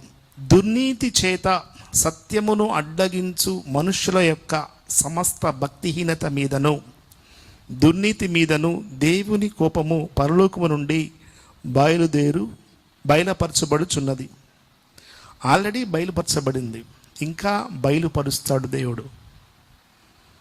మన దినాలలో దేవుని కోపం మనం చెప్పుకుంటే, నోబహు దినాల్లో దేవుని కోపము, కోరహు దినాల్లో దేవుని కోపము, ఇలా మోషే దినాలలో, ఇలా ప్రతి తరములోనూ దేవునికి అవిధేయుడుగా జీవించేవారు, దేవునికి ప్రియమైన జీవితాన్ని జీవించని వారు, మరి ఈ తరంలో కూడాను అక్రమాలు, అసహ్యమైన కార్యక్రమాలు, జుగుప్సు కలిగించే కార్యక్రమాలు చాలా బాధను కలిగిస్తాయి. అవును, దేవునికి అవన్నీ కూడా కోపం కలిగించేవి. ఇక్కడ చెప్పాడు పౌల్ గారు, దుర్నీతి చేత సత్యమును అడ్డగించు మనుషుల యొక్క సమస్త భక్తిహీనత మీదను దుర్నీతి మీదను దేవుని కోపము పరలోకము నుండి, ఫ్రమ్ హెవెన్, ఆయన కోపము పరలోకము నుండి బయలుపరచబడుచున్నది. అక్కడ చూడండి, దేవుని యొక్క వాక్యాన్ని మనం పరిశీలిస్తే పరలోకము నుండి బయలుపరచబడుచున్నది. అది స్టాప్ అవలే స్టాప్, ఆగిపోలేదు, బయలుపరచబడుతూనే ఉన్నది. తరం వెంబడి తరము దాన్ని చూస్తూ ఉన్నారు. ఇలా జరగడం వల్ల ఏమిటి, దీని కన్క్లూషన్ ఏమిటి, దీని ముగింపు ఏమిటి అంటే మనుష్యులు జాగ్రత్త పడవలసి ఉన్నది. మనుషులు సృష్టికర్త వైపు చూడవలసి ఉన్నది. మనుషులు మార్పు చెందవలసి ఉన్నది. వారి జీవితంలోని సమస్తమైన వాటిని మార్చుకునవలసి ఉన్నది. బ్రతుకు మార్చుకునవలసి ఉంది. పద్ధతులు మార్చుకునవలసి ఉన్నది. దీన్ని బిబ్లికల్ లాంగ్వేజ్లో ఏమంటారంటే మారు మనస్సు అంటారు. ఎస్, యేసు ప్రభు చెప్పింది అదే. ఆయన బోధ ప్రారంభించినప్పుడు, సువార్త ప్రకటన ప్రారంభించినప్పుడు, దేవుని రాజ్యము సమీపించి ఉన్నది, మారు మనసు పొందండి, మారు మనసు పొందండి అంటున్నారు. ఒకవేళ నువ్వు మారు మనసు పొందకపోతే ఉగ్రత నీ మీద ఉంటుంది. ఎస్, విశ్వసించని వాడికి ఉగ్రత నిలిచి ఉంటుంది. వాళ్ళు ఏ తరంలో ఉన్నా సరే వాళ్ళు ఉగ్రత కుమారులు, ఉగ్రత పాత్రులు. మనమైతే ఉగ్రత పాత్రులం కాదు, దీవెన పాత్రులము, కృపకు పాత్రులు. మనం దేవుని కృపకు మనం పాత్రులమై ఉన్నాం. దేవుని కృప మనకు అనుగ్రహించబడింది యేసుక్రీస్తు వారి ద్వారా. సో ఈ రోజున టాపిక్ దేవుని కోపము ఏమండి ఎవరి మీద అంటే సమస్త భక్తిహీనత దుర్నీతి మీద, సమస్తమైన భక్తిహీనుల మీద. వాళ్ళు ఎవరైనా సరే, ఏ దేశంలో ఉన్నా, ఏ రాష్ట్రంలో ఉన్నా, ఏ ఖండంలో ఉన్నా, భక్తిహీనుల మీద, సమస్త భక్తిహీనుల మీద, సమస్త భక్తిహీనత ఎవరిలో ఉంటుంది? ఇది మనుషుల్లోనే కదా. రెండవ విషయం, దుర్నీతి మీదను. దుర్నీతి ఎక్కడుంటుంది? మనుషుల్లో. దుర్నీతి అంటే ఏమిటి? సాతాను యొక్క నీతి అన్నమాట. అది దుష్ట సంబంధమైన నీతి. భక్తిహీనత అంటే ఏమిటి? భక్తి లేకపోవడం, భక్తి లేని జీవితము, భక్తి లేని మనుష్యులు. వీళ్ళ మీద దేవుని కోపము, దేవుని కోపము పరలోకం నుండి బయలుపరచబడుచున్నది. ఆగిపోలేదు, కంటిన్యూ అవుతూనే ఉన్నది. ప్రతి తరములోనూ అది మనం చూస్తున్నాం. సో ప్రియ దేవుని సంఘమా, ఈ విషయాలు మనం గమనిస్తున్నప్పుడు, ప్రస్తుత కాల పరిస్థితులు మనం గమనిస్తూ ఉన్నప్పుడు, మనం మరింత జాగ్రత్తగా దేవునికి భయము భక్తి కలవారమై ఉండాలని లేఖనం తెలియచేస్తుంది. ఒకసారి భక్తిహీనుల గురించి మనం ఆలోచన చేద్దాం. వాళ్ళ యొక్క పరిస్థితులు ఏమిటి భక్తిహీనత? దేవుని యందు భయభక్తులు లేకపోవడమే భక్తిహీనత అంటే. విచ్చలవిడిగా జీవించడం, దేవుడంటే అసహించుకోవడం, దేవుడంటే ఇష్టం లేకపోవడం, ఏంటి దేవుడంటే ఒకవేళ భక్తి చేసినా అది సరైనది కాదు, దేవునికి వ్యతిరేకమైన కార్యాలు చేయడం, భయం లేకపోవడం, ఏంటి గౌరవం లేకపోవడం, ఈ విధంగా అన్నమాట. అయితే లేఖనం ఏమంటుంది అని అంటే, వాళ్ళని గురించి లేఖనం ఏమంటుందో మనం పరిశీలన చేయవలసి ఉన్నది. ఏమంటుంది అంటే, భక్తిహీనులు, యోబు గ్రంథంలో భక్తిహీనుల గురించి వ్రాయబడడం జరిగింది. 18వ అధ్యాయము 5వ వచనం, 18:5లో వ్రాయబడింది, భక్తిహీనుల దీపము ఆర్పివేయబడును. క్లోజ్. దీపం ఆర్పివేయబడ్డం అంటే ఏమిటి అండి? క్లోజ్ చేస్తారన్నమాట వాళ్ళ జీవితాన్ని దేవుడు. అంతేకాదు 32వ కీర్తన 10వ చరణాన్ని మనం చదివినట్లయితే 32:10 లేఖనం ఏమంటుందంటే, 32వ కీర్తన 10వ చరణాన్ని మనం చదివినట్లయితే, భక్తిహీనులకు అనేక వేదనలు కలుగుచున్నవి. భక్తులకు రావడం లేదా వేదనలు? వస్తాయి, కానీ తొలగించబడతాయి. తొలగించబడతాయి. దేవా, వేదన పడుతున్నాను, బాధపడుతున్నాను అంటే దేవుడు ప్రేమగల దేవుడు తొలగింపజేస్తాడు. భక్తిహీనులకు తొలగిపోవు సుమా. అవును, 37వ కీర్తన మనం ఒకసారి పరిశీలన చేస్తే భక్తిహీనుల గురించి వ్రాస్తాడు. 37-35, 37-35లో భక్తిహీనుల గురించి. భక్తిహీనుడు ఎంతో ప్రబలియుండుట నేను చూచి ఇంటిని. తర్వాత ఏం జరిగింది? అది మొలచిన చోటనే విస్తరించిన చెట్టు వలె వాడు వర్ధిల్లియుండెను అయినను ఒకడు ఆ దారిని పోయి చూడగా వాడు లేకపోయేను. నేను వెదికి తిని కానీ వాడు కనబడకపోయాను. ప్రబలుతారట, తర్వాత కనపడరు. ప్రబలమయ్యాడు, ఆహా ఓహో అనుకున్నారు, కానీ చివరికి ఏమైంది? వెదికినా కానీ లేడు. ఆనవాళ్ళు కూడా లేవు. ఎందుకని? భక్తిహీన యొక్క పరిస్థితి అది. అవును వీళ్ళరా, దేవుని యొక్క కోపం అన్నమాట అతనికి సంభవించింది.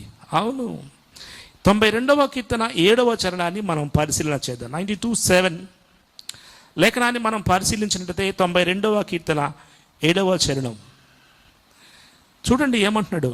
నిత్య నాశనము నొందుటకే కదా భక్తిహీనులు గడ్డివలే చిగుర్చుదురు, చెడు పనులు చేయవాళ్ళందరూ పుష్పించుదురు. గడ్డి చిగురుస్తుందట.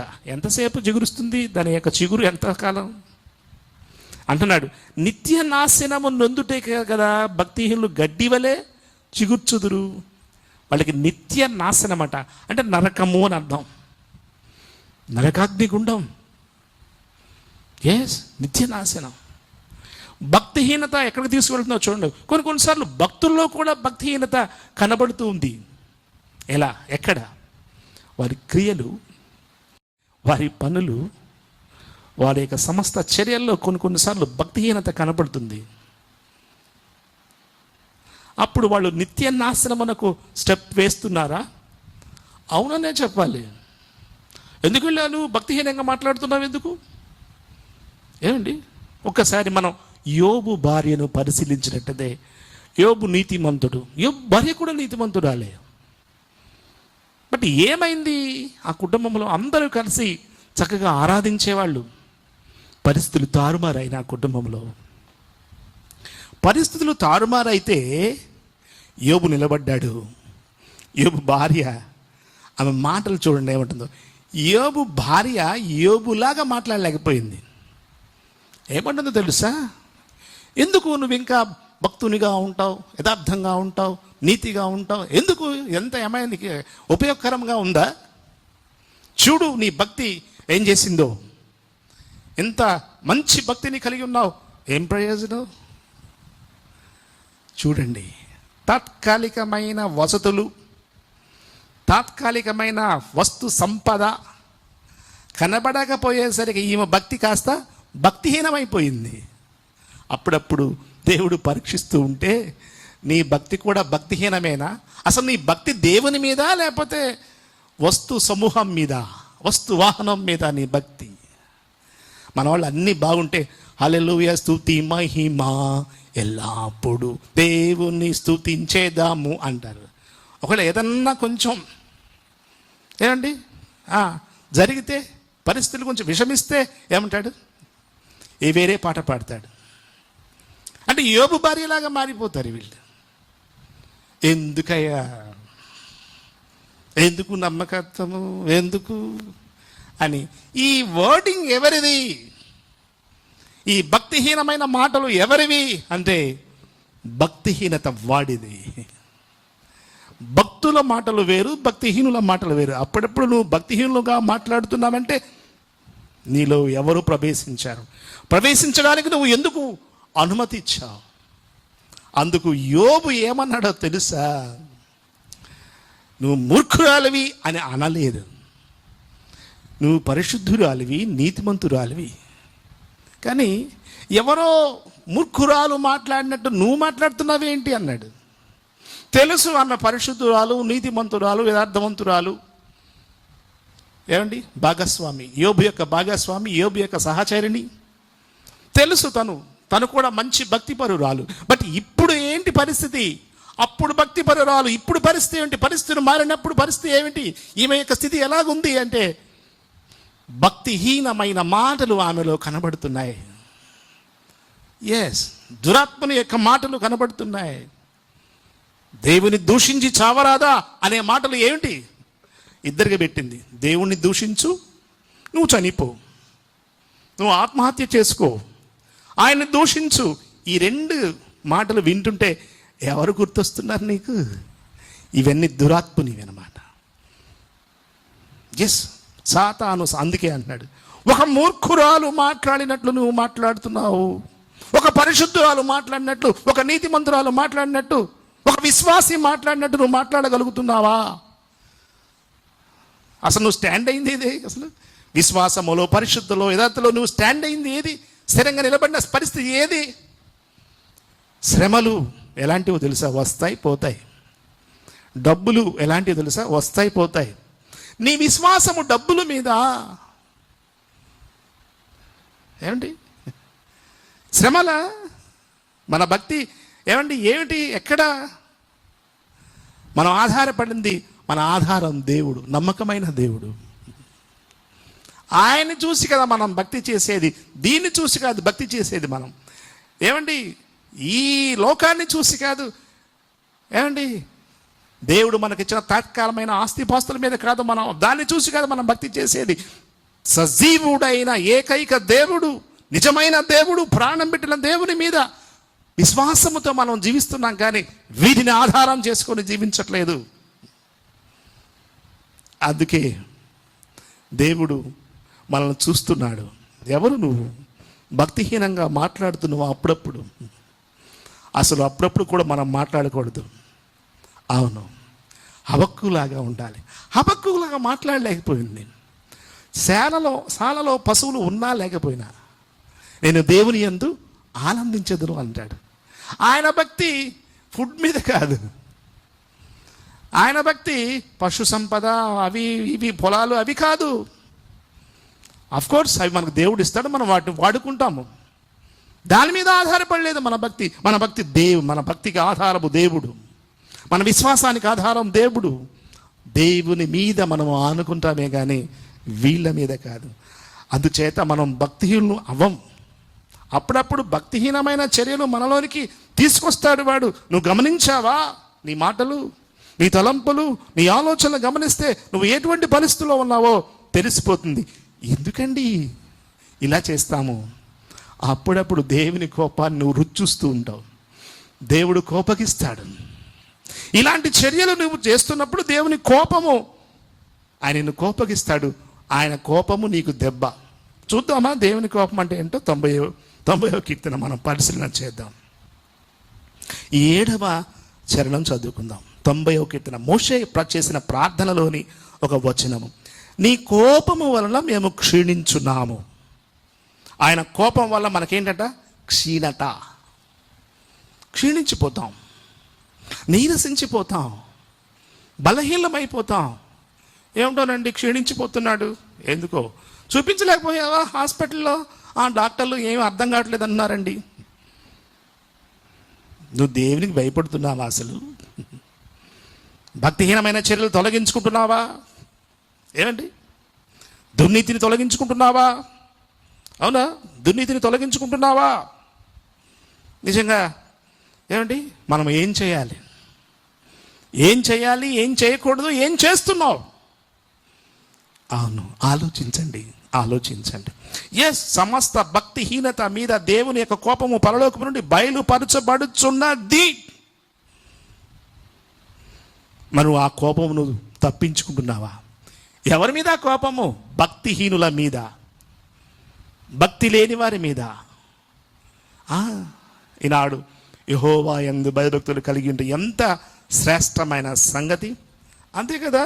ఎస్, నిత్య నాశనము నొందుటకే కదా. భక్తిహీనులు ఏమైపోతారంటే నిత్య నాశనము నొందుతారు. ఎస్, అంతేకాదు. సామెతలు 4:19 మనం పరిశీలన చేద్దాం. 4:19 సామెతలు, ప్రోవెబ్స్ 4వ అధ్యాయము మనం పరిశీలన చేసినప్పుడు అక్కడ లేఖనం ఏమంటే చూడండి. 4:19. భక్తిహీనుల మార్గము గాఢాంధకారము, తాము దేని మీద పడినది వారికి తెలియదు. గాఢాంధకారం, వాళ్ళ మార్గము గాఢాంధకారము. గాఢాంధకారంలో ఎవరైనా ప్రయాణం చేస్తారా? ఏమండి, గుడ్డోళ్ళతో సమానం కదండి. ఏమండి, గుడ్డోళ్ళతో సమానం. గాఢాంధకారంలో నీ కళ్ళు పనిచేస్తాయి అసలు? ఏమండి, నీ కళ్ళు బాగున్నాయి, కానీ గాఢాంధకారంలో నువ్వేం చూస్తావు? అంటే గుడ్డివాడితో సమానం. వాళ్ళ మార్గము అలాంటిది. ఈ యొక్క కార్యక్రమాలు వాళ్ళు చేస్తూ ఉంటే దేవుడు కోప్పడుతూ ఉంటాడనమాట. నువ్వు ఎందుకు? దేవుని మార్గం ఉన్నది, వెలుగు మార్గం ఉన్నది. అవును, ఆయన మార్గములో వెలుగు, ఆయన ఆజ్ఞల మార్గము వెలుగై ఉన్నది కదా. ఆ మార్గంలో నువ్వు ప్రయాణం చేయాలి కదా. అయితే చేయడంలే, మరి దేవునికి కోపం వస్తుంది కదా. మరి ఆలోచించండి. రెండవ విషయంలోకి వెళ్దాం. సమస్త భక్తిహీనత మీదను దుర్నీతి మీదను దేవుని కోపము. దుర్నీతి అంటే సాతాను తత్వము, సాతాను యొక్క నీతి. అవును, పౌలు గారు అంటాడు, ఒకసారి మనం పరిశీలన చేద్దాం. పౌలు గారు ఏమంటాడంటే, కొరింథీయులకు రాసిన పత్రికలో ఏమంటాడంటే, ఏమిటి సంబంధము అంటాడు. 2వ పత్రిక 6వ అధ్యాయం 14వ వచనం. 6:14 2వ పత్రిక కొరింథీ. ఏమంటాడంటే, ఏం సాంగత్యము అంటాడు. అంటే ఏంటి? ప్రశ్న అన్నమాట. ఏమైనా సాంగత్యం ఉన్నదా? చూడండి, మీరు అవిశ్వాసులతో విజ్జోడుగా ఉండకుడి. నీతికి దుర్నీతితో ఏమి సాంగత్యము? ఫ్రెండ్షిప్ ఉందా? రెండు కలిసి ఉంటాయా? నీతి వేరు, దుర్నీతి వేరు, క్వైట్ ఆపోజిట్ కదా. అవును, అందుకే అది దేవునికి నచ్చనిది. దుర్నీతి సాతాను సంబంధమైంది. అవును, వాళ్ళు ఈ దారిని వెళితే వాళ్ళు ఈ దారిని వీళ్ళు వెలుగు మార్గంలో వెళితే వాళ్ళు చీకటి మార్గంలోకి వెళుతూ ఉంటారు. అవును, ఈ దుర్నీతి గురించి మనం మాట్లాడుకునేటప్పుడు ఒక ఆయన జ్ఞాపకం వస్తాడు మనకి. ఎవరో తెలుసా? చెప్పగలరా? గెస్ చేయగలరా?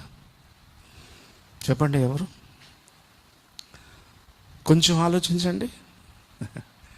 ఎస్, ఎవరు? బిలాము. బిలాం మనకు చక్కగా జ్ఞాపకం వస్తాడు. పేతురు రాసిన 2వ పత్రిక 2వ అధ్యాయం 16వ వచనం. 2:16 పేతురు రాసిన పత్రిక 2వ పత్రికలో మనం చదివినప్పుడు అక్కడ పేతురు గారు చక్కగా వివరిస్తూ ఉంటాడనమాట. 2వ అధ్యాయము 16వ వచనం చదువుకుందాం. 2:16 ఏమంటాడు చూడండి. ఆ బిలాము దుర్నీతి వలన కలుగు బహుమానమును ప్రేమించెను. ఏం ప్రేమిస్తున్నాడు ఈయన, ఈ సేవకుడు? ఈ బిలాము ఏం ప్రేమిస్తున్నాడు? దుర్నీతిని ప్రేమిస్తున్నాడు కదా. మరి నువ్వేం ప్రేమిస్తున్నావు? నేను నా బిడ్డల్ని ప్రేమించుకున్నా. అవునా? నేను మా కుటుంబాన్ని ప్రేమిస్తున్నా. మంచిదే, మేం కాదనము. కానీ నువ్వు దేవుని ప్రేమించాలి, దేవుని ఆజ్ఞలు ప్రేమించాలి. తర్వాత మీ కుటుంబాన్ని ప్రేమించు, అది నీకు క్షేమకరం. మొట్టమొదట ఎవరిని ప్రేమించాలి మనము? దేవునిని, దేవుని మార్గమును, దేవుని ఆజ్ఞలు. అవును, ఫస్ట్ ప్రయారిటీ ఎవరికి ఇస్తున్నావు నీవు? దేవునికి మొదటి ప్రాధాన్యత ఎవరిది? నీ జీవితంలో, నీ కుటుంబంలో మొదటి ప్రాధాన్యత, ఫస్ట్ ప్రయారిటీ ఎవరిది? దేవునిదా, నీదే, నీ బిడ్డలదా? ఎవరికి ఇస్తున్నావు? ఏమండి, దేవుని కంటే ఎవరిని ఎక్కువగా ప్రేమిస్తున్నావు? ఆలోచించండి. ఈయన బిలాము దుర్నీతిని ప్రేమిస్తున్నాడట. అవును కదా. ఏమంటున్నాడు 16వ వచనంలో? ఏమండి, ఆయన ఆ బిలాము దుర్నీతి వలన కలుగు బహుమానమును ప్రేమించును. దుర్నీతి వలన వచ్చే లాభాన్ని ప్రేమించాడు, దుర్నీతి వలన వచ్చే సమస్త ఆహారాన్ని ప్రేమించాడు, దుర్నీతి వలన వచ్చే ఇంటిని ప్రేమించాడు. దుర్నీతి వలన ఏదొచ్చినా సరే అది అసహించుకోవాలి నువ్వు. దుర్నీతి వలన, తప్పుడు వ్యవహారం వలన వచ్చే లాభం, సాతాను సంబంధమైన లాభము, అబద్ధం వల్ల వచ్చే లాభము, ఏమండి, అసత్యం వల్ల వచ్చే సమస్తమైన నీకు ఏదైతే లాభకరంగా ఉందో అసత్యం వల్ల అది నీకు నష్టంగా పరిణమిస్తుంది. అప్పుడు దేవుని కోపం వచ్చేస్తుంది అన్నమాట నీ మీదకి. ఈయన వెళ్తూ ఉన్నాడు బాలాకు దగ్గరికి, గాడిద మీద వెళ్తూ ఉన్నాడు. ఏమండి, దుసిన కత్తి చేతబడి ఒక దేవదూత నిలబడి ఉన్నాడు. అది గాడిద చూసింది ఆ దేవదూతని. ఈయన చూడలేకపోయాడు. ఈయన కళ్ళు లేవా? ఎందుకు చూడలేకపోయాడు? గాడిద చూసిందిగా. మరి మనిషి ఎందుకు చూడలేకపోయాడు? మనిషికి ఈ దుర్నీతి వలన వచ్చే బహుమానమే కనబడుతుంది. ఆయనకి బాలాకు ఇస్తానన్న బంగారమే కనబడుతుంది, ఘనత కనబడుతుంది. దుర్నీతి వలన, దురాత్ముని వలన, సాతాను వలన, అక్రమం వలన ఏమండి వచ్చే లాభము, అబద్ధం వల్ల వచ్చే లాభము మనుషులు ఆశపడుతున్నారు. కొంచెం చాలండి నీతితో బ్రతికింది, నీతితో సంపాదించడం కొంచెం చాలు. దేవుని ఆశీర్వాదం అంటే ఏమిటి? అన్యాయంగా నీవు సంపాదించి ఏమండి దేవుడు నన్ను ఆస్వాదించాడండి, ప్రార్థన చేయరా పాస్టర్ గారు. ఇంకా ఆస్వాదించడానికి నీకెందుకు ప్రార్థన? నువ్వు చేసేదే అక్రమము, నువ్వు చేసేది అన్యాయము. అవును, దానివల్ల కూడా చాలామంది ఫ్లారిష్ అవుతారు. అక్రమం చేసి ఆస్వాదం అంటాడు, అన్యాయం చేసి ఆస్వాదం అంటాడు. క్రైస్తవులకి ఇది పెద్ద ఏమండి ఇదైపోయింది ఆస్వాదం అని. అక్రమం చేసి అబద్ధమాడి సంపాదించి ఆస్వాదం అంటే వాట్ ఈస్ దిస్? ఇవి దేవునికి ఇష్టం లేదు.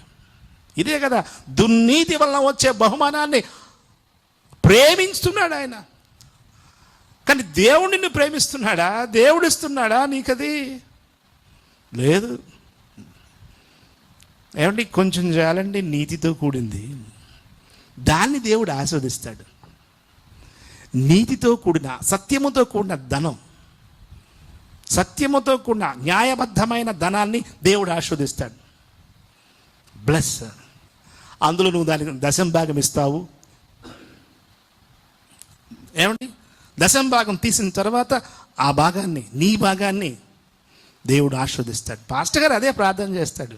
దేవా, వాళ్ళు టైత్ ఇచ్చారు కాబట్టి వాళ్ళు ఏదైతే ఉంచుకున్నారో, ఏదైతే భాగం చేయబడిందో ఆ భాగాన్ని ఆశీర్వదించు. అప్పుడు వాళ్ళు బ్లెస్ చేయబడతారు. ఏమిటి బ్లెస్సింగ్? సమాధానము, సంతోషము, నెమ్మది కుటుంబంలో. ఏమండి ఇవి కావాలి కదా. భోజనానికి నువ్వు కష్టపడుతున్నావు, సమాధానము, సంతోషము ఎవరిస్తారు? మనశ్శాంతి ఎవరిస్తారు? మనశ్శాంతిని కోట్లో కొనుక్కుంటావా? ఏమండి కొంచెం మనశ్శాంతి ఎవరు అంటే నీకు వెళ్ళి జగాదిగా చూసి నవ్వుతూ ఉంటారు వాళ్ళు. ఏంటి నువ్వు అడిగింది ఏమిటి? ఏంటి పదార్థం? ఏ పదార్థం అది? దేవుడిచ్చే పదార్థాన్ని ఎక్కడ అడుగుతున్నావు? ఆలోచించండి సుమా. అందుకే సమస్త దుర్నీతి మీద దేవుని కోపము వచ్చేసింది, బిలాం మీదకి వచ్చేసింది పిల్లరా. ఆ తర్వాత దినాల్లో బిలాము కత్తివాత చేత యుద్ధంలో చనిపోతాడు. ప్రవక్త చనిపోవడం ఏమిటండి? ప్రార్థించేవారు యుద్ధంలో చనిపోవడం ఏంటండి? What is this? ఎవరు చెప్పారు? ఏమిటి ఇదంతా? దేవుని కోపము వచ్చేసింది పిల్లరా, దేవుని కోపము వచ్చేసింది. ఎస్, బిలాముకు. అందుకే దేవుడు మనల్ని ఏమంటున్నాడంటే మీ అవయవాల్ని దుర్నీతి సాధనాలుగా వాడొద్దు అంటున్నాడు. రోమిలికి రాసిన పత్రిక 6వ అధ్యాయం 13వ వచనం, 6:13లో మీ సాధనాలంటే చేతులు, కాళ్ళు, సమస్తమైన అవయవాలు దుర్నీతికి సాధనాలుగా చేయకండి, తప్పుడు వ్యవహారాలకు చేయకండి. చేస్తే ఏమిటండి? ఏం చెప్తావు ఇంకా? నీవు చేస్తానంటే దేవుని కోపము నీ మీదకి వస్తుంది. ఇప్పుడు నువ్వు అనుభవిస్తున్నావు కాదా దేవుని కోపాన్ని, దేవుని ఉగ్రతను? భక్తిహీనులు ఒక రకంగా అనుభవిస్తుంటే నువ్వు ఇంకో విధంగా అనుభవిస్తూ ఉంటావు. అవును ప్రియులారా, గ్రహించండి. దేవుని కోపము అన్ని జనుల మీదకు ఉంటుంది, దేవుని ప్రజల మీద కూడా ఉంటుంది. మరి దేవుని ప్రజల మీదకి దేవుడు ఎందుకు అలా చేస్తాడు? నువ్వు చేసే పనులు బాగలేదు కదా. నువ్వెందుకు దుర్నీతిలోకి వెళ్తున్నావు? దుర్నీతి సంబంధమైన మాటలు. యోబు భార్య దేవుని యొక్క బిడ్డే, కానీ దుర్నీతి సంబంధమైన మాటలు మాట్లాడుతుంటే ఏం చేస్తాడు దేవుడు? ఆలోచించండి, ఆలోచించండి. అవును, సమస్తమైన భక్తిహీనత మీద, దుర్నీతి మీద దేవుని యొక్క కోపము రగులుతూ అది బయలుపరచబడుతుంది పరలోకము నుంచి. అవును ప్రియులారా, ఈనాడు ఎలా, ఏం చేయాలి? ఏం చేయాలి? దేవుని కోపము తెగులుగా, ఏమండి దేవుని కోపము తెగులుగా వచ్చేసింది. ఏదో ఇండియా మీద అనుకుంటే ఓకే, కాదు. ప్రపంచమంతటా దేవుని కోపము ప్రబలుచున్నది. ప్రపంచమంతటా ఏమండి, ఆలోచించండి. అందరూ సేమ్ థింగ్ సఫర్ అవుతూ ఉన్నారు. ఈనాడు మన పరిస్థితికి కారణం కరోనా, ఈ తెగులు. ఏంటిది అంటే దేవుని కోపము. అయితే దేవుడు మనకు వాగ్దానం చేశాడు, ఏ తెగులు నీ గుడారమును సమీపించదు అన్నాడు. మరి భక్తిహీనులకి, దుర్నీతి పరులకు, ఒకవేళ వీళ్ళు గుడారంలో ఉంటే ఈ గుడారం మీదకి రాదా? నీ గుడారములో నీతిమంతులు ఉన్నారా, భక్తిహీనులు ఉన్నారా? ఏమండి, ఆ వాక్యం చదువుకుంటే సరిపోద్దా? ఏ తెగులు నీ గుడారము సమీపించదనే వాక్యము, 91వ కీర్తనలోని వాక్యము, మరియు పాట, ఏ తెగులు నీ గుడారము సమీపించదయా, అపాయమేమియు రానేరదు, మనకు రానే రాదమ్మా. ఏ తెగులు నీ గుడారము సమీపించదయా. Amen, amen, praise the lord. ఈ పాట పాడుకుంటే రాకుండా ఆగిపోద్దా? ఎందుకండి ఏండి, జీవితం ఏం బాగలేదు, నువ్వు చేసే పనులేం భక్తిహీనమైనవి, దుర్నీతి పనులు చేస్తూ ఈ పాట పాడుకుంటే ఉపయోగం ఏంటండి? వేషధారణ. ఈ వేషధారణ దేవుడు ఒప్పుకోడు కదా. ఏమండి, కరోనా ఆగిపోయిందా? ఆగలేదే, ప్రబలుతుంది. ఏంటి, ఎందుకని? దేవుని కోపము, దేవుని కోపము, దేవుని కోపము చలారడం లేదు. అయితే పాస్టర్ గారు ప్రార్థిస్తున్నాడు, ప్రభువా ఎప్పుడు నాయనా ఎప్పుడు దాకా ప్రభు? ఏం రోగం ఇది? మనుషులు ప్రక్కన కూర్చొనే పరిస్థితి లేని, ముఖాలకు కట్టుకొని, ఏమండి మనుషులు తాకడం లేదు, షేక్ హ్యాండ్ లేదు. ఎందుకని? అదే మరి ఆలోచించండి. దేవుని కోపమునకు బలి అవుతున్నావా? దేవుని కోపానికి బలి అవుతున్నావా? ఎప్పుడు బలి అవుతావు? భక్తిహీనత. ఆల్రెడీ భక్తిహీనులు అంటే దేవుని బిడ్డలు కానివారని అర్థం, దుర్నీతి పనులు అంటే దేవుని బిడ్డలు కానివారని అర్థం. కానీ వీళ్ళకు కూడా భక్తిహీనత, దుర్నీతి. ఇప్పుడు బిలాంలోకి దుర్నీతి వచ్చేసింది కదా, ఏమండి? అలాగే యోబు భార్యలోకి ఏమొచ్చింది? భక్తిహీనత వచ్చింది. ఆమె పరిశుద్ధురాలే, కానీ ఏమైపోయింది?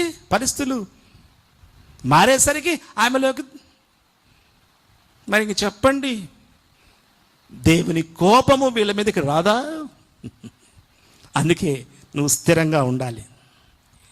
ఏదేమైనా సరే, ఏదొచ్చినా సరే, విశ్వాసములో, పరిశుద్ధతలో నువ్వు నమ్మకమైన దానివిగా ఉన్నప్పుడు అప్పుడు పాడుకోవాలి. నీ దగ్గర దుష్టత్వము లేనప్పుడు, దుర్నీతి లేనప్పుడు, భక్తిహీనత లేనప్పుడు, అవన్నీ నీ దగ్గర లేవు. నేను శ్రేష్టమైన స్థితిలో ఉన్నాను. నేను శ్రేష్టమైన స్థితిలో ఉన్నానంటే ఏమిటి సూచన? నీ క్రియలే, నీ పనులే, నీ మాటలే, నీ తలంపులే, నీ ఉద్దేశాలే. అవును, నువ్వు మాట్లాడితే చాలు నీ దగ్గర భక్తిహీనత ఉందో, దుర్నీతి ఉందో చెప్పవచ్చు. ఎస్, కొన్ని నీ కార్యాలు నేను చూస్తే, నీ కార్యాలు ఒకసారి పరిశీలన చేస్తే ఆటోమేటిక్గా అర్థమైపోద్ది నువ్వు ఎవరు. దేవుని కోపాన్ని నువ్వు ఏమండి భరిస్తున్నావు కదా. అదే అంటాడు, నీ ఉగ్రతను భరించుచునే. ఎందుకు ఉగ్రత భరించారు వాళ్ళు ఆ కాలంలో? ఇశ్రాయేలీలు 90వ కీర్తనలో మోషే గారు చేసిన ప్రార్థన, నీ ఉగ్రతను భరించునే, నిట్టూర్పులు విడుచుచునే. ఎందుకంటే వాళ్ళు చేసిన పాపం మంచి సరైనది, మామూలుది కాదు. ఎప్పుడు దేవుని విసిగించడమే. విశ్వాసం లేదు, నమ్మరు, పరగడుపు వాళ్ళు. ఎప్పటికప్పుడు ఎన్నో అద్భుతాలు చేశాడు, అయినా సరే విసిగిపోయాడట వాళ్ళ ద్వారా. ఈరోజు నా దేవుడు నిన్ను చూసి విసుక్కకూడదు నా బిడ్డ అని సంతోషించాలి. దేవుని యొక్క ఉగ్రత అన్యజనుల మీదకి వస్తుంది, కానీ దేవుని ప్రజలకు కూడా వస్తుంది. మనమే అన్యజనులం అంటే మనందరం అన్యజనులమే, రక్షింపబడిన అన్యజనులు. మనం యూదులం కాదు కదా. అసలు నమ్మని వాళ్ళు ఉన్నారు, దుష్ట కార్యాలు చేసేవాళ్ళు ఉన్నారు, దుర్నీతి పనులు ఉన్నారు, భక్తిహీనులు ఉన్నారు. ఉగ్రత వస్తుంది, తెగులు వస్తుంది, మరి వాళ్ళ మనం కూడా ఉన్నాం కదా. దేవుడు కాపాడుతూ ఉంటాడు మనల్ని. నీవు శ్రేష్టమైన స్థితిలో ఉంటే దేవుని ఉగ్రతకు నువ్వు పాత్రురాలు కాదు. ఎప్పుడు భక్తిహీనత లేకుండా, భక్తిహీనత అనేది నీలో ఉండకూడదు. దుర్నీతి అనేది నీలో ఉండకూడదు. మనం భక్తులు శ్రేష్టమైన, అందుకే నీ భక్తి జీవితాన్ని యథార్థమైనదిగా చేసుకో. ప్రార్థన చేసుకుందాం. తలలు వంచండి, ఒకసారి కళ్ళు మూస్తారా, తలలు మూస్తారా, ప్రార్థన చేద్దాం. దేవా, మీ కోపము పరలోకం నుండి బయలుపరచబడుచున్నది. అయితే మా ప్రజలను దర్శిస్తున్న దేవుడు, కాపాడండి, భద్రపరచండి. డియర్ బ్రదర్స్ అండ్ సిస్టర్స్, మీలో ఎవరైనా దుష్ట క్రియలు, వేషధారణ, దుర్నీతి ఉన్నట్లయితే ఇప్పుడే ఒప్పేసుకోండి. ప్రభువా, మీ కోపము మా మీదకు రానియొద్దు. ఒకవేళ వస్తే అడగండి, మీ రక్తము చేత మమ్మల్ని శుద్ధీకరించండి, మా భక్తిహీనత తొలగించండి. మేము మానుకుంటాం ప్రభు, భక్తిహీనతను ద్వేషిస్తాం. సత్యమును ప్రేమిస్తాము. యేసు ప్రభువులాగా మాట్లాడండి. అవును, తప్పనిసరిగా దేవుడు నీ కార్యం చేస్తాడు, నీ కుటుంబంలో కార్యం చేస్తాడు, నీ చుట్టూ అగ్నికంచెను అనుగ్రహింపచేస్తాడు. దీవెన నీ మీదకి వస్తుంది. శాపము రాదు, దేవుని కోపము రాదు. దేవుని సహాయం నువ్వు పొందుతావు. ఇప్పుడే రైట్ నౌ మోకరించి ప్రార్థించినట్లయితే, దేవుని సహాయాన్ని అర్థించినట్లయితే ఒక్క నిమిషం మోకరిద్దాము. తండ్రి, జ్ఞాపకం చేసుకోండి మా సంఘాన్ని, మా ప్రజలను దర్శించమని కోరును. మీ కోపం అంటే ఏమిటో అర్థం కావడం లేదు. మీ కోపం మీరు కోపగించారు. మీ కోపమును ఎవరైనా సహించగలరా ప్రభు?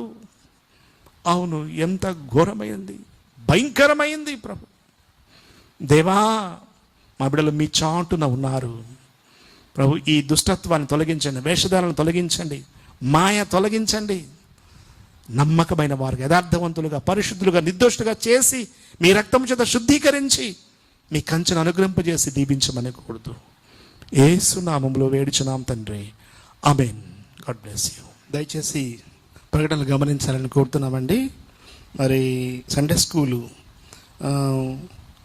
ఈవినింగ్ 7 o'clock ఉంటుంది, 7 గంటలకు ఉంటుంది సండే స్కూలు. దయచేసి మీ బిడ్డలందరినీ కూడాను అందులో పాలు భాగస్తులు చేయవలసిందిగా కోరుతున్నాం. అలాగే మరి ఫ్యామిలీ ప్రేయర్ టైం 7 గంటలకు ఉంటుందండి వెన్స్డే. దయతో అందరూ వీక్షించవలసిందిగా కోరుచున్నాం. అలాగే విజ్ఞాపన మరి సాటర్డే 7 o'clock, అంటే శనివారం 7 గంటలకు ఉంటుంది.